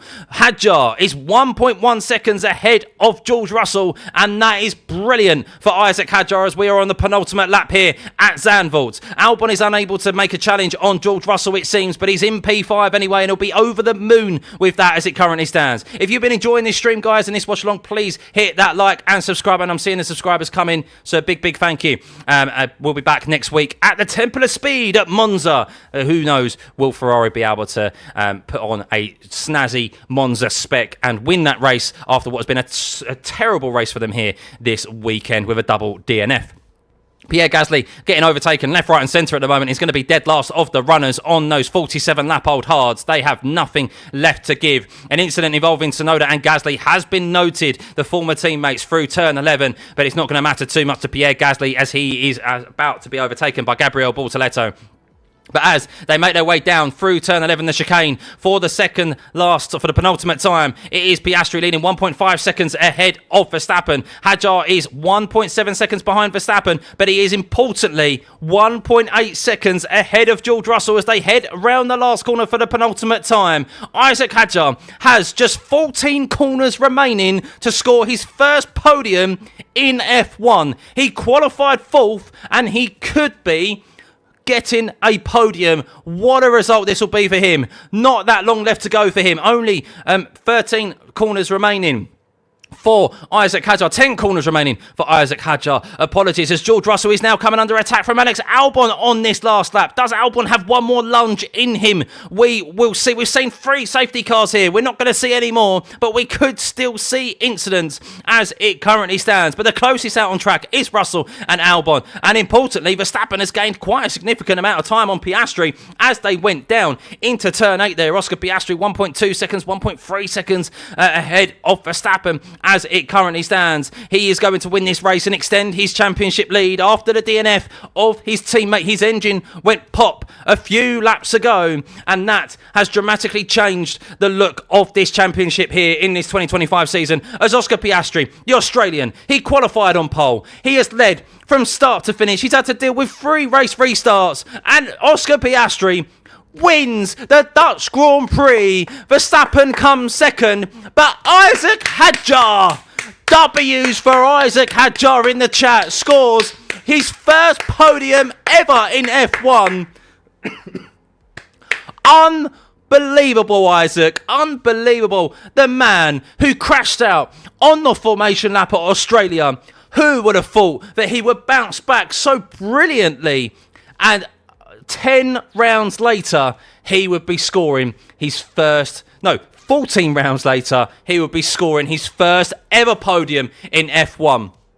Unbelievable from Isaac Hadjar. George Russell finishes 4th. Alex Albon up 10 positions, finishes 5th. Behrman up 14 positions in P6. Lance Stroll in P7, up 12 positions. He finishes a place ahead of Alonso in P8. Tsunoda is in P9, he scores points. Ocon in P10, he scores points as well. Double points for Aston Martin and Haas. Connor Pinto finishes 11th. Lawson finishes 12th. Sainz finishes 13th. Hulkenberg 14th. Bortoletto 15th. Antonelli with that 15-second time penalty finishes 16th after taking out Charles Leclerc. Gasly finishes 17th. Norris, as we mentioned, he was running in second, and well, his engine, that Mercedes engine, we've seen a few of them go pop this season, and well, it's the first time we've seen a McLaren, one in the back of a McLaren go pop. He has just lost 25 points on his teammate in this championship and is now 34 points behind his championship rival and teammate Oscar Piastri. Very, very big moment in this championship. Charles Leclerc got taken out by Kimi Antonelli into turn 3, and Lewis Hamilton crashed earlier on into turn 3. A double DNF for Ferrari. Horrendous from them, but we need to do driver of the day. Of course we need to. We need to do driver of the day. And, well, I mean, there's only one winner, isn't there? There's only one winner. But we'll do a couple of options anyway.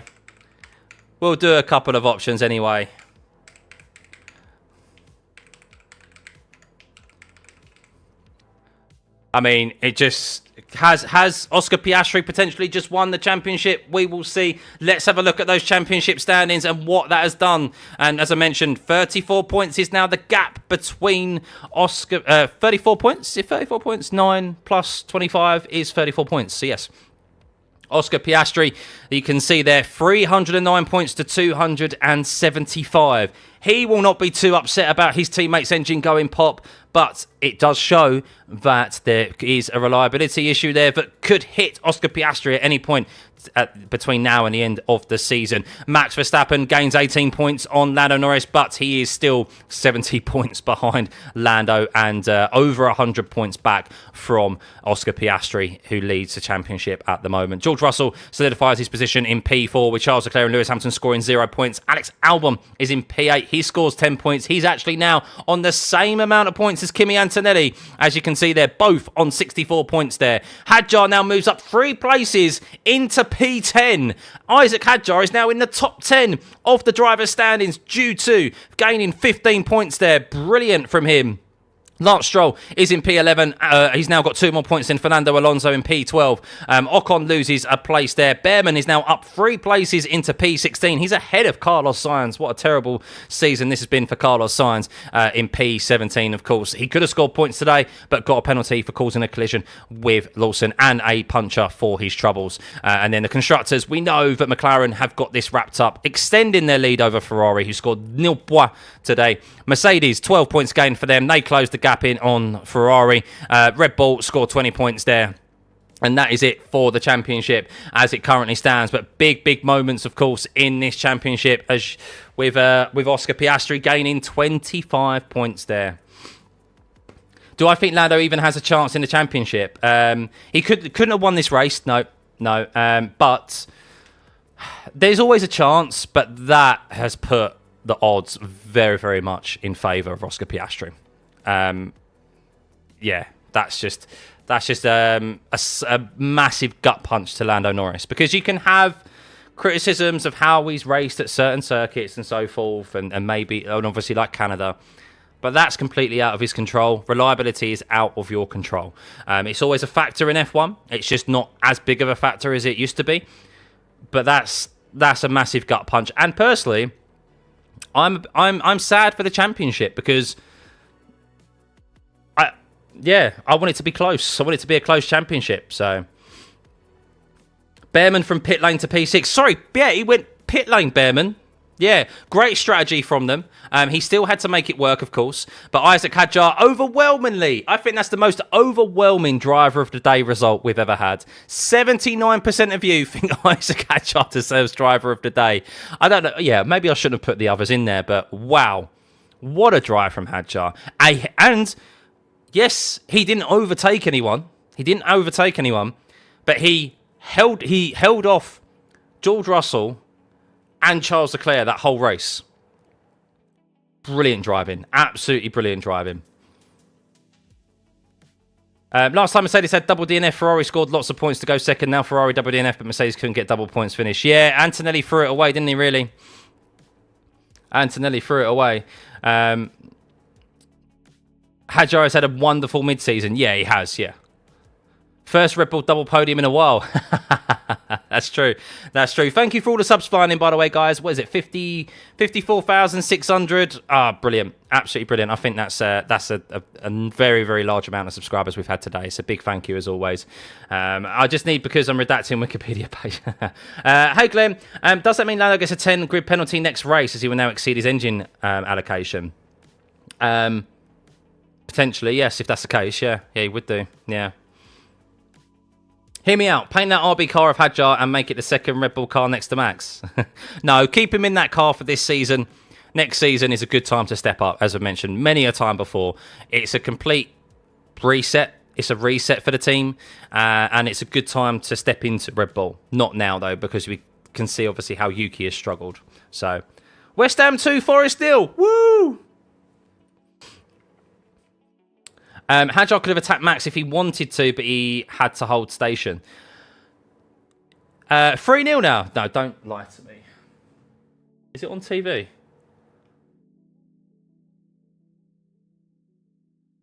Sorry, guys. Bear with me. But, yeah, no, I enjoyed that race. How did you enjoy it? Did you enjoy it all? It's 3-0. No. Oh, it's on TV. I'm just checking. We're at Forest as well. Oh my goodness. Callum Wilson. Not bad. Not bad. My pleasure, guys. Yes, if you've enjoyed it, if you've yet to subscribe, by the way, I know I sound like a broken record, but if you don't ask, you don't get. Some of you need to be reminded that, yeah, you aren't subscribed. It'd be much appreciated. Every subscriber, every like brings me closer to making this full-time for you and ensuring that I never miss a session. Of course, unfortunately, I had to miss the practice sessions this week.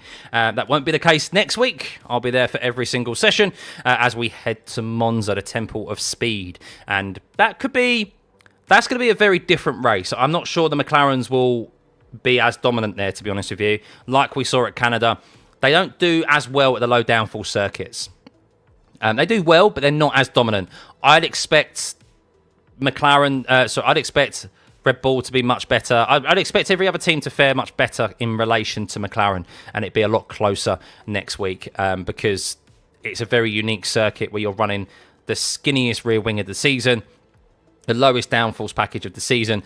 So that is going to provide some change up of the order for next week. So I will wear the Ferrari. I mean, look, guys. Right, can I just say this now? It's not the Ferrari shirt. Can we agree it's not the Ferrari shirt? We will wear the Ferrari shirt next week at Monza. We have to. So I know, Anthony, but I'm a West Ham fan. It's been a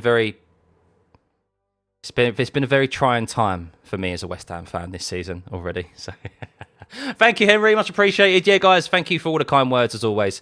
I should be naked next stream. No, that's premium content, Chris. I've told you this before. Graham Potter somehow cooking for West Ham. We'll see. But thank you for the 1 month, by the way. Much appreciated. Yeah, thank you for all the subs. I hope you like the little alert at the bottom as well, and you get your moment out on screen. So yeah, I hope you like that. It was a great race. I really enjoyed it. Well, let's have a thing. Over 2,000 votes. That's the most overwhelming driver of the day we have had. 79% for Isaac Hadjar. Totally agree. Let's rate the Dutch GP. So, oh,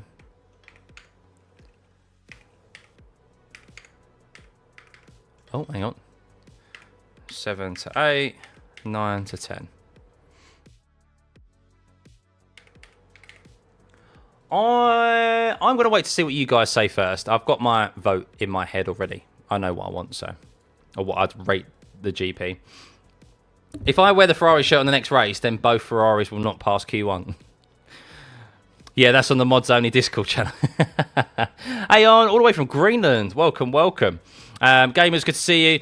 Did the dirty air undo Lando? Well, yeah. So yeah. Why did the engine go pop? We don't know. It's probably related to cooling, as we have seen the Williams car go pop a few times. Mercedes. Aston Martin car go pop a few times. Mercedes. The Mercedes engine go pop as well in Kimi Antonelli. Mercedes, obviously. And Williams admitted that they had to completely change their cooling package because the engine was just getting too hot. It was overheating, and that's what caused it to go pop.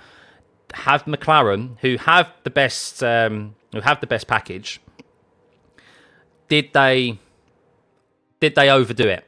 Have they overdone it? And how old was that engine as well? That obviously it's an old engine maybe, and there's just been too much stress with him running in the dirty air for so long.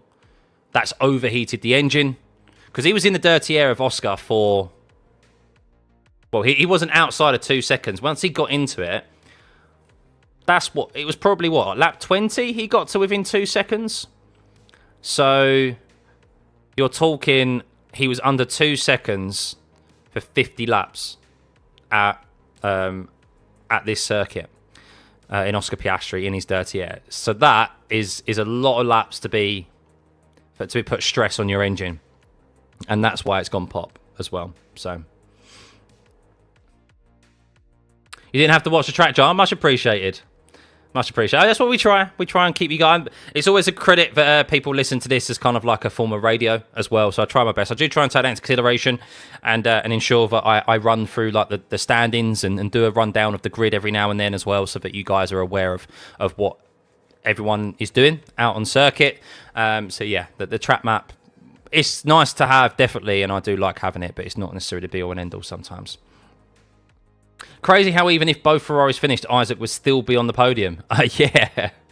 Behrman started from the pit lane and passed a lot of cars. Hadjar kept position, a high position, and gained by DNF. So Behrman for me, but great drives for both. Yeah, true. I think with Behrman as well, the reason I put him on the driver of the day is because of that. I mean, you can't not give someone who's gained 14 position. Yes, there were 3 DNFs, but and he also benefited from Antonelli's. So he's gained 10 positions really out there on merit, you could say. But it was the strategy of Haas. They just let him. They kept both Ocon and Behrman out there for so long, and they still had to get the pace, still get that out on track. They got the safety car that they needed to get a cheap pit stop, and they just massively utilised that. So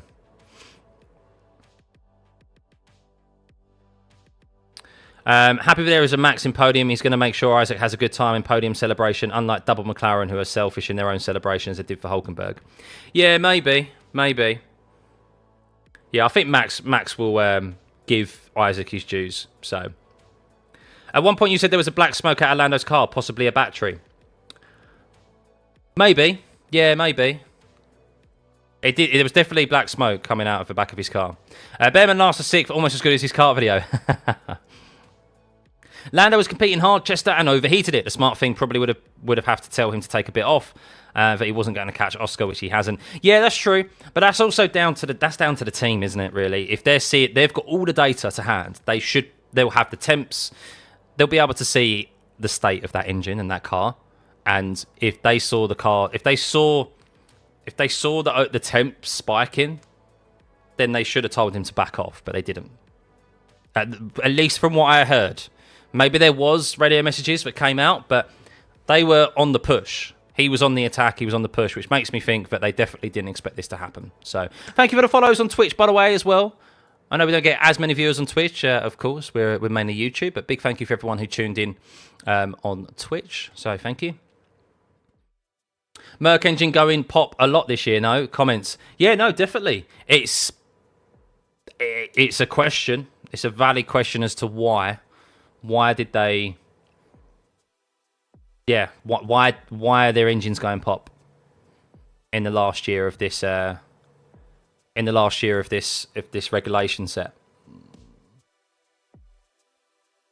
Am I going to help you, Junior? Am I going to help you with help us with their interviews?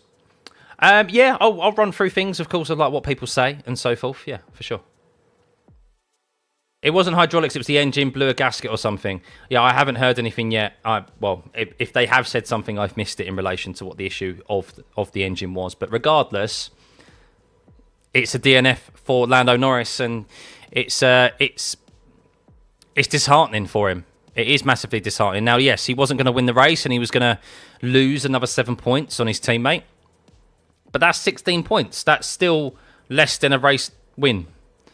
And unfortunately, he's now more than a race win behind his teammate, 34 points. Piastri won't be too upset about it, but there will be maybe a little niggle in the back of his head every time he goes racing now, that the engine may be going pop. So, but look, sometimes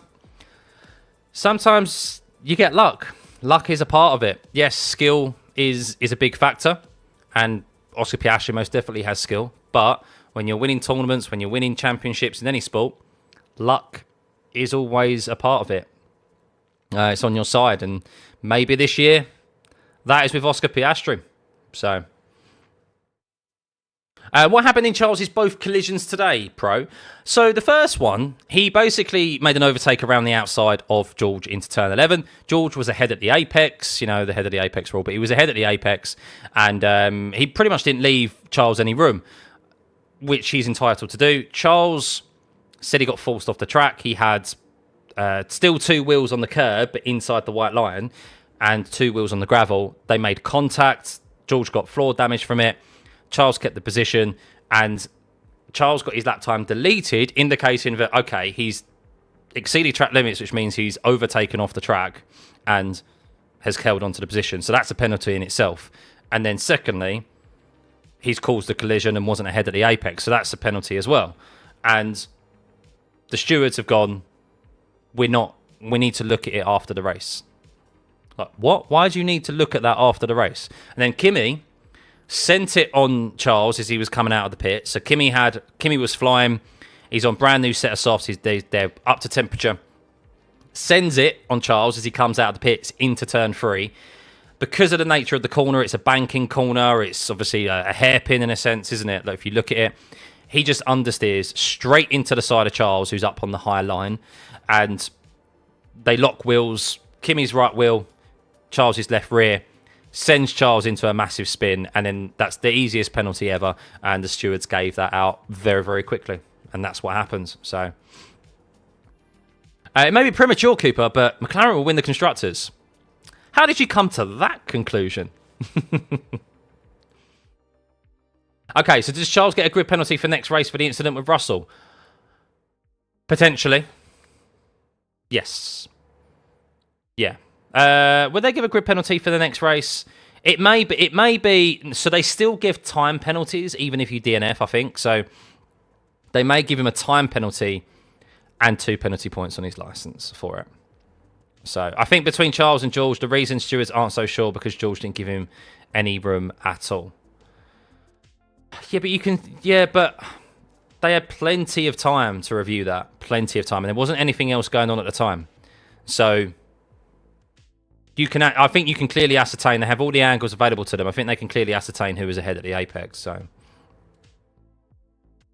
officials' favouritism toward individuals or teams is a reason for discontinuing following any sport. Yeah, look, there's still always human bias. It's still humans. It's not AI, is it, that sees black and white and there's no bias there. It's still humans who have connections to teams and they mingle up and down the paddock. That is definitely a factor, and they definitely still have bias in it. So I think that was probably me, United. But we have had a few gifted today as well. So big thank you for everyone who has gifted a membership today and has become a part of the pit crew. I gifted some as well. So big thank you as always. We'll be live tomorrow night. I'm going to set the stream up for tomorrow night. We're going to do a debrief. Of course, I'll stick around and chat about what we've occurred, but there's always information that comes out after the races, after the race ends, after a night. And what we'll do is we'll have a debrief, just a chill one, and we'll run through everything that occurred and all of the information that has come out, of course, of the race, because there's quite a bit to dissect, isn't there, really, from this race. Because you use your magic wand to get an engine failure pack. Game over for Lando. It's a very tall order for him to win a championship now, yeah. He needs to... So let's do the maths, shall we? Let's do the maths. He's 34 points behind Piastri. If McLaren were to finish 1-2 every single race, which it potentially looks like they can do, there's 7 points difference between first and second. So Lando needs to win. So was it 35 points? He's half of. So that's 5 races. He needs to win 5 races in a row, Lando, to take the championship back from Oscar. If Oscar finishes second every race and Lando finished first every race. So Lando, there's 9 races remaining with 2 sprint races as well. So that's the maths. 34 points behind. He needs to win 7 points difference between first and second. He needs to win the next 5 races in a row. It's still possible for him. It is still possible for him. But that's a massive blow because it means that you're over a race win behind now. And that's the thing. It is a tall order, Taco. It's 100% a tall order. But that's the maths. So, and where do we head to next as well? I mean, we head to Monza. Who knows what's going to happen there? We then head to like Baku. So we go Monza, Baku, Singapore, Kota, Mexico, Brazil, Vegas, Qatar. I mean, we're also heading to some circuits that put a lot of stress on the engine. Mexico being one of them. Singapore is a hot track. Azerbaijan can be a very hot circuit as well when you're running at high revs because of the top speed. And remember as well that the McLarens aren't particularly great when it comes to low downforce circuits. They aren't this all supreme package. Their advantage is in the corners.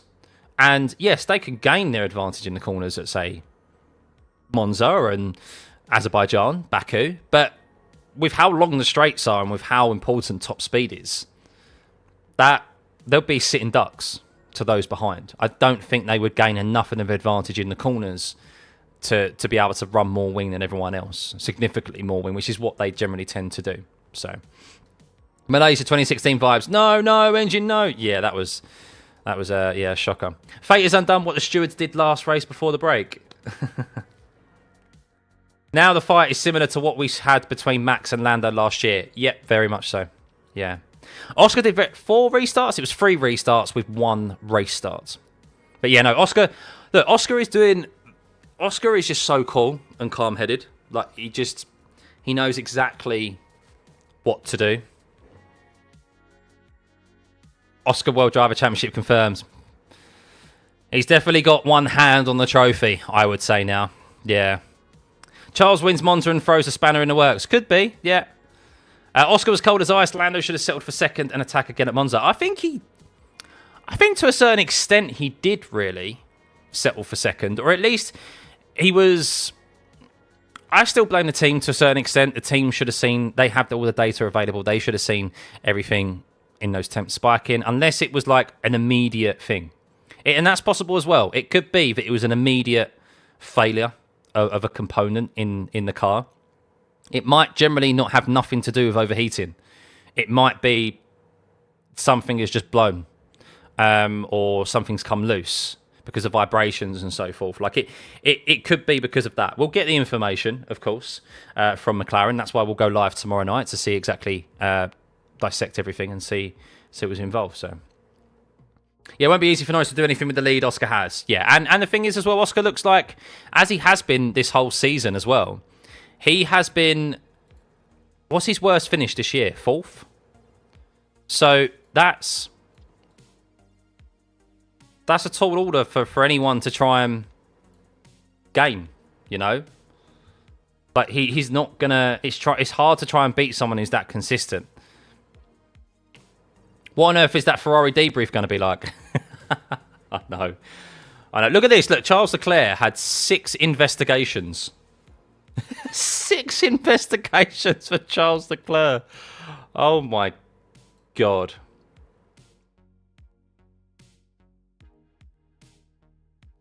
One DNA from Piastri could quickly even the score. 2 in a row. Yeah, well, what it's done is that it has... I was asking the question. It's like, okay, we saw Aston Martin go pop. We've seen Mercedes in their own car, their engines fail. Same with Williams multiple times. And everyone was asking, and myself included, was like, okay, is it going to happen to McLaren? Do they just have a general better understanding of the cooling of the car, of the engine and how to manage it? Yes, because this is like their first engine failure. But still, they've had one now. And that's a very big possibility that it could be for Piastri as well, further down the line. It could be a big possibility that Lando also has another engine failure. So we've seen multiple engine failures from teams. But what we don't want to see is... I didn't want to see this championship decided by mechanical issues. I wanted to see it decided out on track. If they collide, they collide, but at least it's out on track. Whereas, yeah, that happening is just a real shame. Just sort of battle between Leclerc and Kimi, and guys, it's pretty clear Antonelli wanted to destroy Charles. He never wanted to overtake. No, Antonelli wanted to overtake, but he was overzealous in doing so. I get why he wanted to do it there, because he wanted... You're stuck behind Charles, pretty much, for at least the next run. I mean, I still don't think that's a viable place to overtake turn 3. It never has been. I think he should have... Wow, Brighton have just beaten Man City 2-1. Oh, my goodness. Wow. Sorry, off topic there. I think he should have waited until the middle sector. So he's going to get the toe. He's got the extra grip. Charles is getting his tyres up to temp. He's going to be able to stay under his rear wing through that middle sector. He could have gone for like a lunge into turn 9, turn 10, because he's got that extra grip. Because he's got that extra... he's got one more lap of tyres. Of temperature in them, but yeah, he was too quick, too hot-headed there. So, from getting crashed in formation lap and crying in his first race to getting a podium on a sister team, best comeback of the century, unbelievable. Lickiff, yeah, who would have thought that? Yeah, 14 races later, he'd have his podium, first podium in F1. Hulkenberg had to wait 20 years nearly for his first podium, and Hadjar's just done it in 14 races. Brilliant. I think it's Lando's first failure since 2019 Belgium. Wow, really, that long? What, 6 years ago was his last mechanical failure? Unreliability can be random. Everyone is vulnerable to it. Yeah, definitely. We just don't see unreliability as often anymore because teams have got much better at it. Like, engineering evolves. It gets better through time. I think that's why Charles was trying to stay away from the pits and just sit on the dunes. On average, how many engines do cars go through in a season? Normally like 4, I think. So they've got an allocation of 3, and at one point in the season, they always take... Everyone normally takes at least a 10-place grid penalty at some point in the season. So, yeah. because of exactly this. It's worth taking an engine penalty where you're going to have an extra amount of horsepower compared to everyone else around you who are running on older engines and gain positions, rather than not take a 10-place grid penalty and have this happen where you've had a DNF. So thank you for the subs coming in, by the way, guys. Much appreciated. Much appreciated. If Lando wins the World Drivers' Championship, the haters' reaction is something to watch. Yeah, if he wins it from now, it's going to be crazy. It would be crazy. Yeah, it's a real shame. It is a real shame, but yeah, it is what it is. Mercedes engines were never good with dirty air. They could have warned him. I agree. But this is it. I am assuming, and I think we are right to assume, that it's due to temperature issues. However, the reason why I'm disputing that a bit is because the teams have so much data available to them. How many times do you hear them say, you need to cool off the brakes, you need to back off because the engine's getting hot, like we need to manage temperatures? That's to manage the brakes, that's to manage the engine. They have all of these sensors in the car. They will know exactly the state of that engine, which makes me think it's potentially not overheating, and it's something that's like there's a catastrophic failure in there in the car that's gone instantly that they couldn't foresee on the data. Because if they did see it on the data, then it's a team issue and it's their fault. So Randall said it smelled like an oil leak. Oh, Lando said it smelled like an oil. That might be the black smoke. Remember I said I saw black smoke coming out of the back of the car. So did Lando use too much of his battery to chase down Oscar? I think we saw on the second safety car restart, after Charles's crash, we definitely saw both of them deploy their battery at different points. So Oscar didn't look like he made an error anywhere. He did a 12.9 and Lando did a 12.2. And then the next lap, they literally switched the lap times that they did, and which indicates that they've used a different deployment there. Lando's tried to use a different deployment to try and get in there. So Andrea Stella is being interviewed right now, so I'll see if I can get some I will see if I can get some information for him. Andrea, what happened? I'll relay the information to you.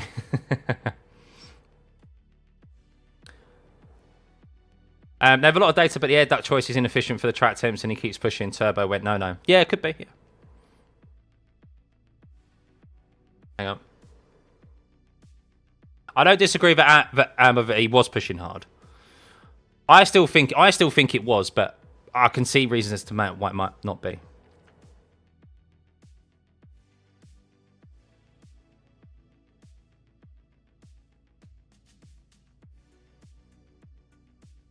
There you go. Do you know what went wrong? Hang on. Okay. He said he doesn't know. He says we don't know yet. Yeah, he said we don't know yet, so they need to assess what has happened. So critical battery deployment strategy indicative of kind of things we're going to see next year. Yes. Yeah, for sure. The battery is going to be very important next year, as is the active aero as well. I still haven't dug my head around. I'll do that at the end of the season. I'll dig my head into actually what the 26 regs are going to be, because that's probably when they'll be finalised as well. They're still a little bit up in the air. But yeah, battery deployment is going to be massive again, very influential. And of course, the active aero as well. Not sure how the push-to-pass system is going to work yet. We still don't know how that's going to be implemented. So yeah, it's going to be intriguing. It's going to be an intriguing year next year. I'm really looking forward to it. Could be absolutely carnage. He'll just say he'll look into it. Zach always says the same. Yeah, I mean, hopefully we do get an answer as to why the engine went. But,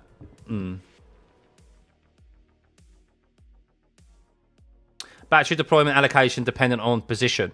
Yeah, I think it will still be something like if you're within a second, you're able to use it. I think it's still going to be implemented like that with DRS to an extent. But Cadillac 2026 Constructors Champs, Chester. Maybe, never say never, because next year is... We could get we say at the start of every kind of engine, every new regulation set, don't we? But we could see a brawn.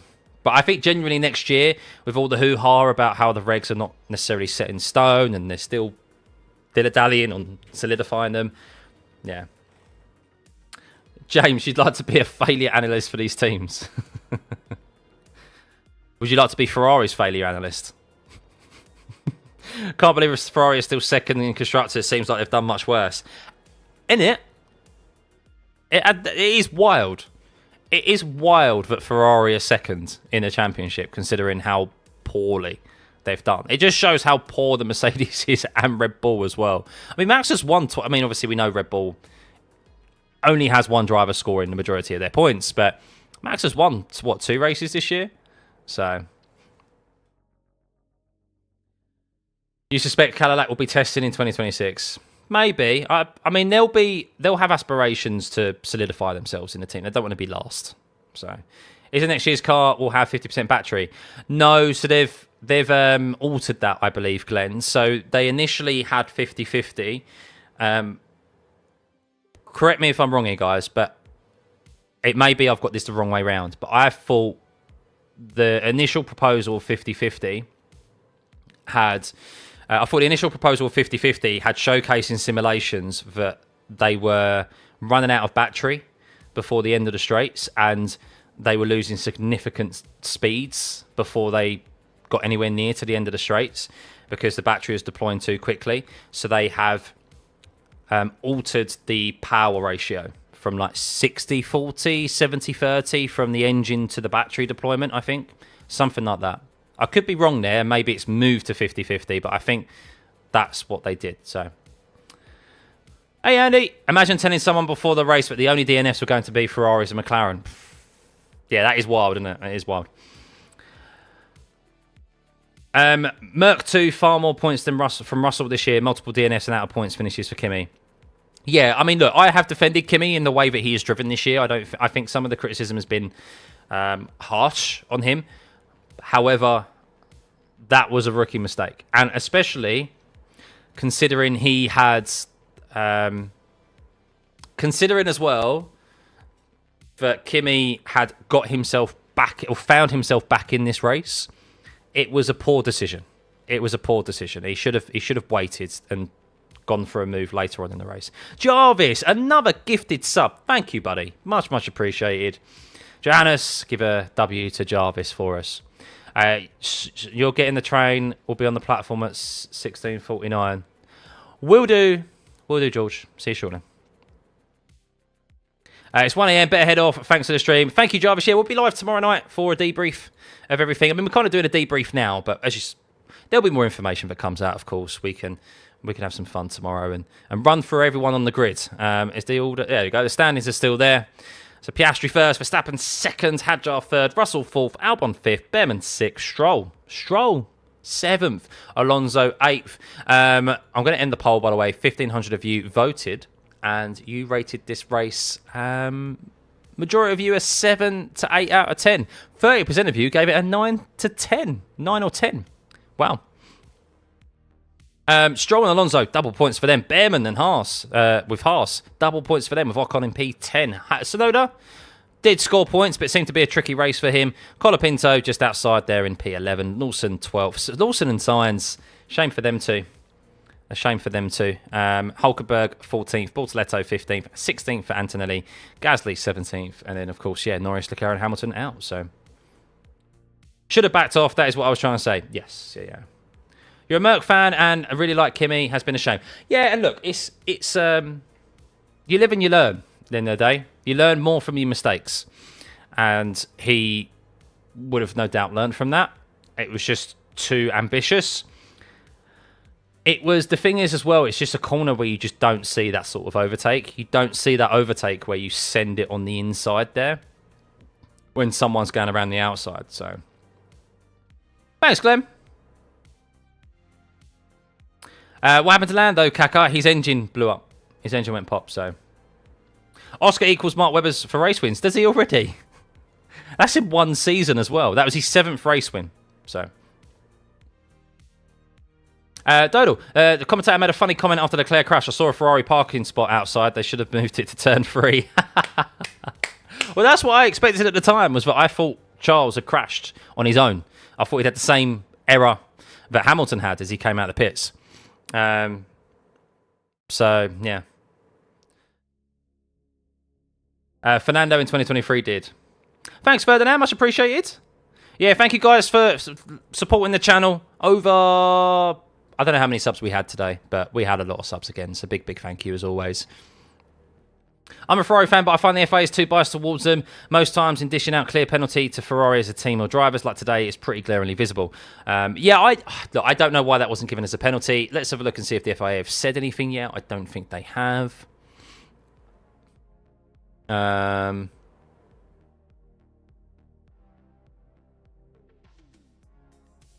Let's see.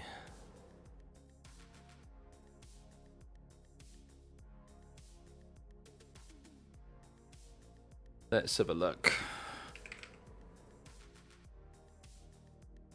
No, they haven't said anything yet. No, they haven't said anything yet. So we'll be waiting a while, unfortunately. So, right.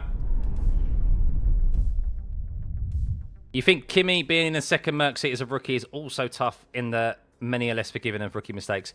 True. I think the thing is with him, though, is that he's been used this year. Criticism is due where it's deserved. Criticism is deserved where it's due, of course, and he has deserved criticism at points in the season. I think some of it has been unduly harsh, though. But he is in a season where Mercedes had like no expectations, really. Let's be honest. They knew they weren't going to be as quick as everyone else. They've been on the back foot in this whole regulation set. Yes, there'd be some certain tracks and certain conditions where they'll be quick. And they did that in Canada, and they maximised it with P1 and P3 for Kimi and George.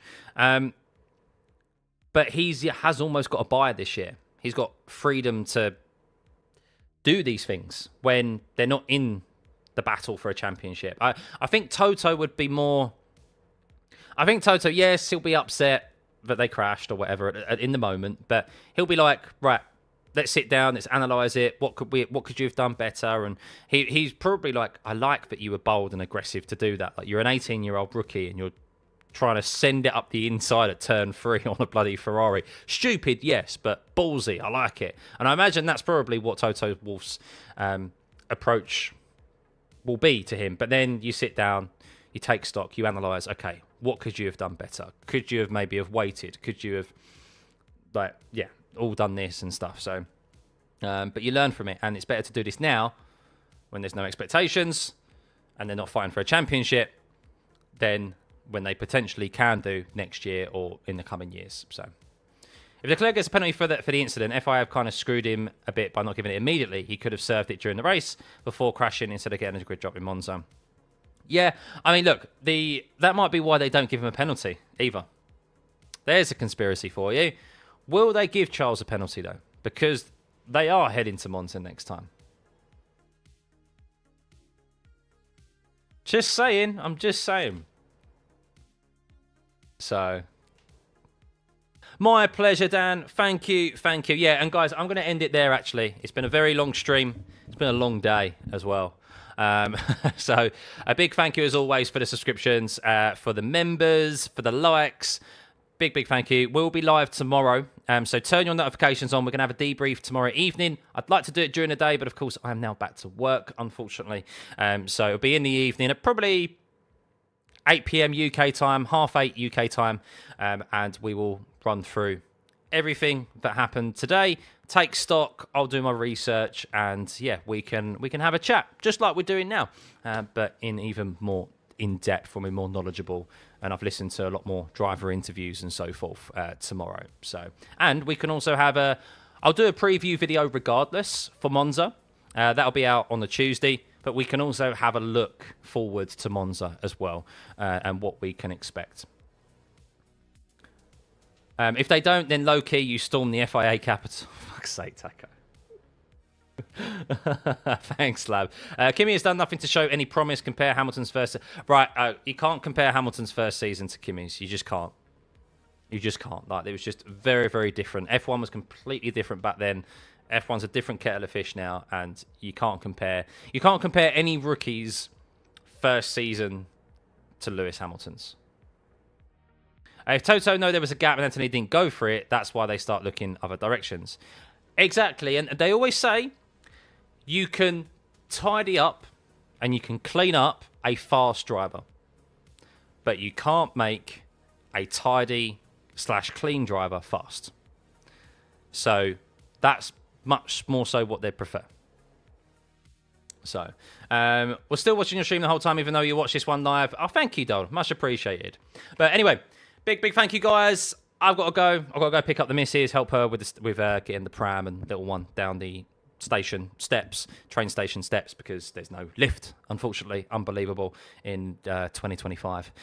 Or elevator, some of you in other parts of the world call it. But yes, thank you as always. Hit that like and subscribe button lastly on your way out. Hit the notification button, that bell button, because we'll be live tomorrow. And I will see you for tomorrow's debrief. We'll see you then. Thanks, guys. Bye.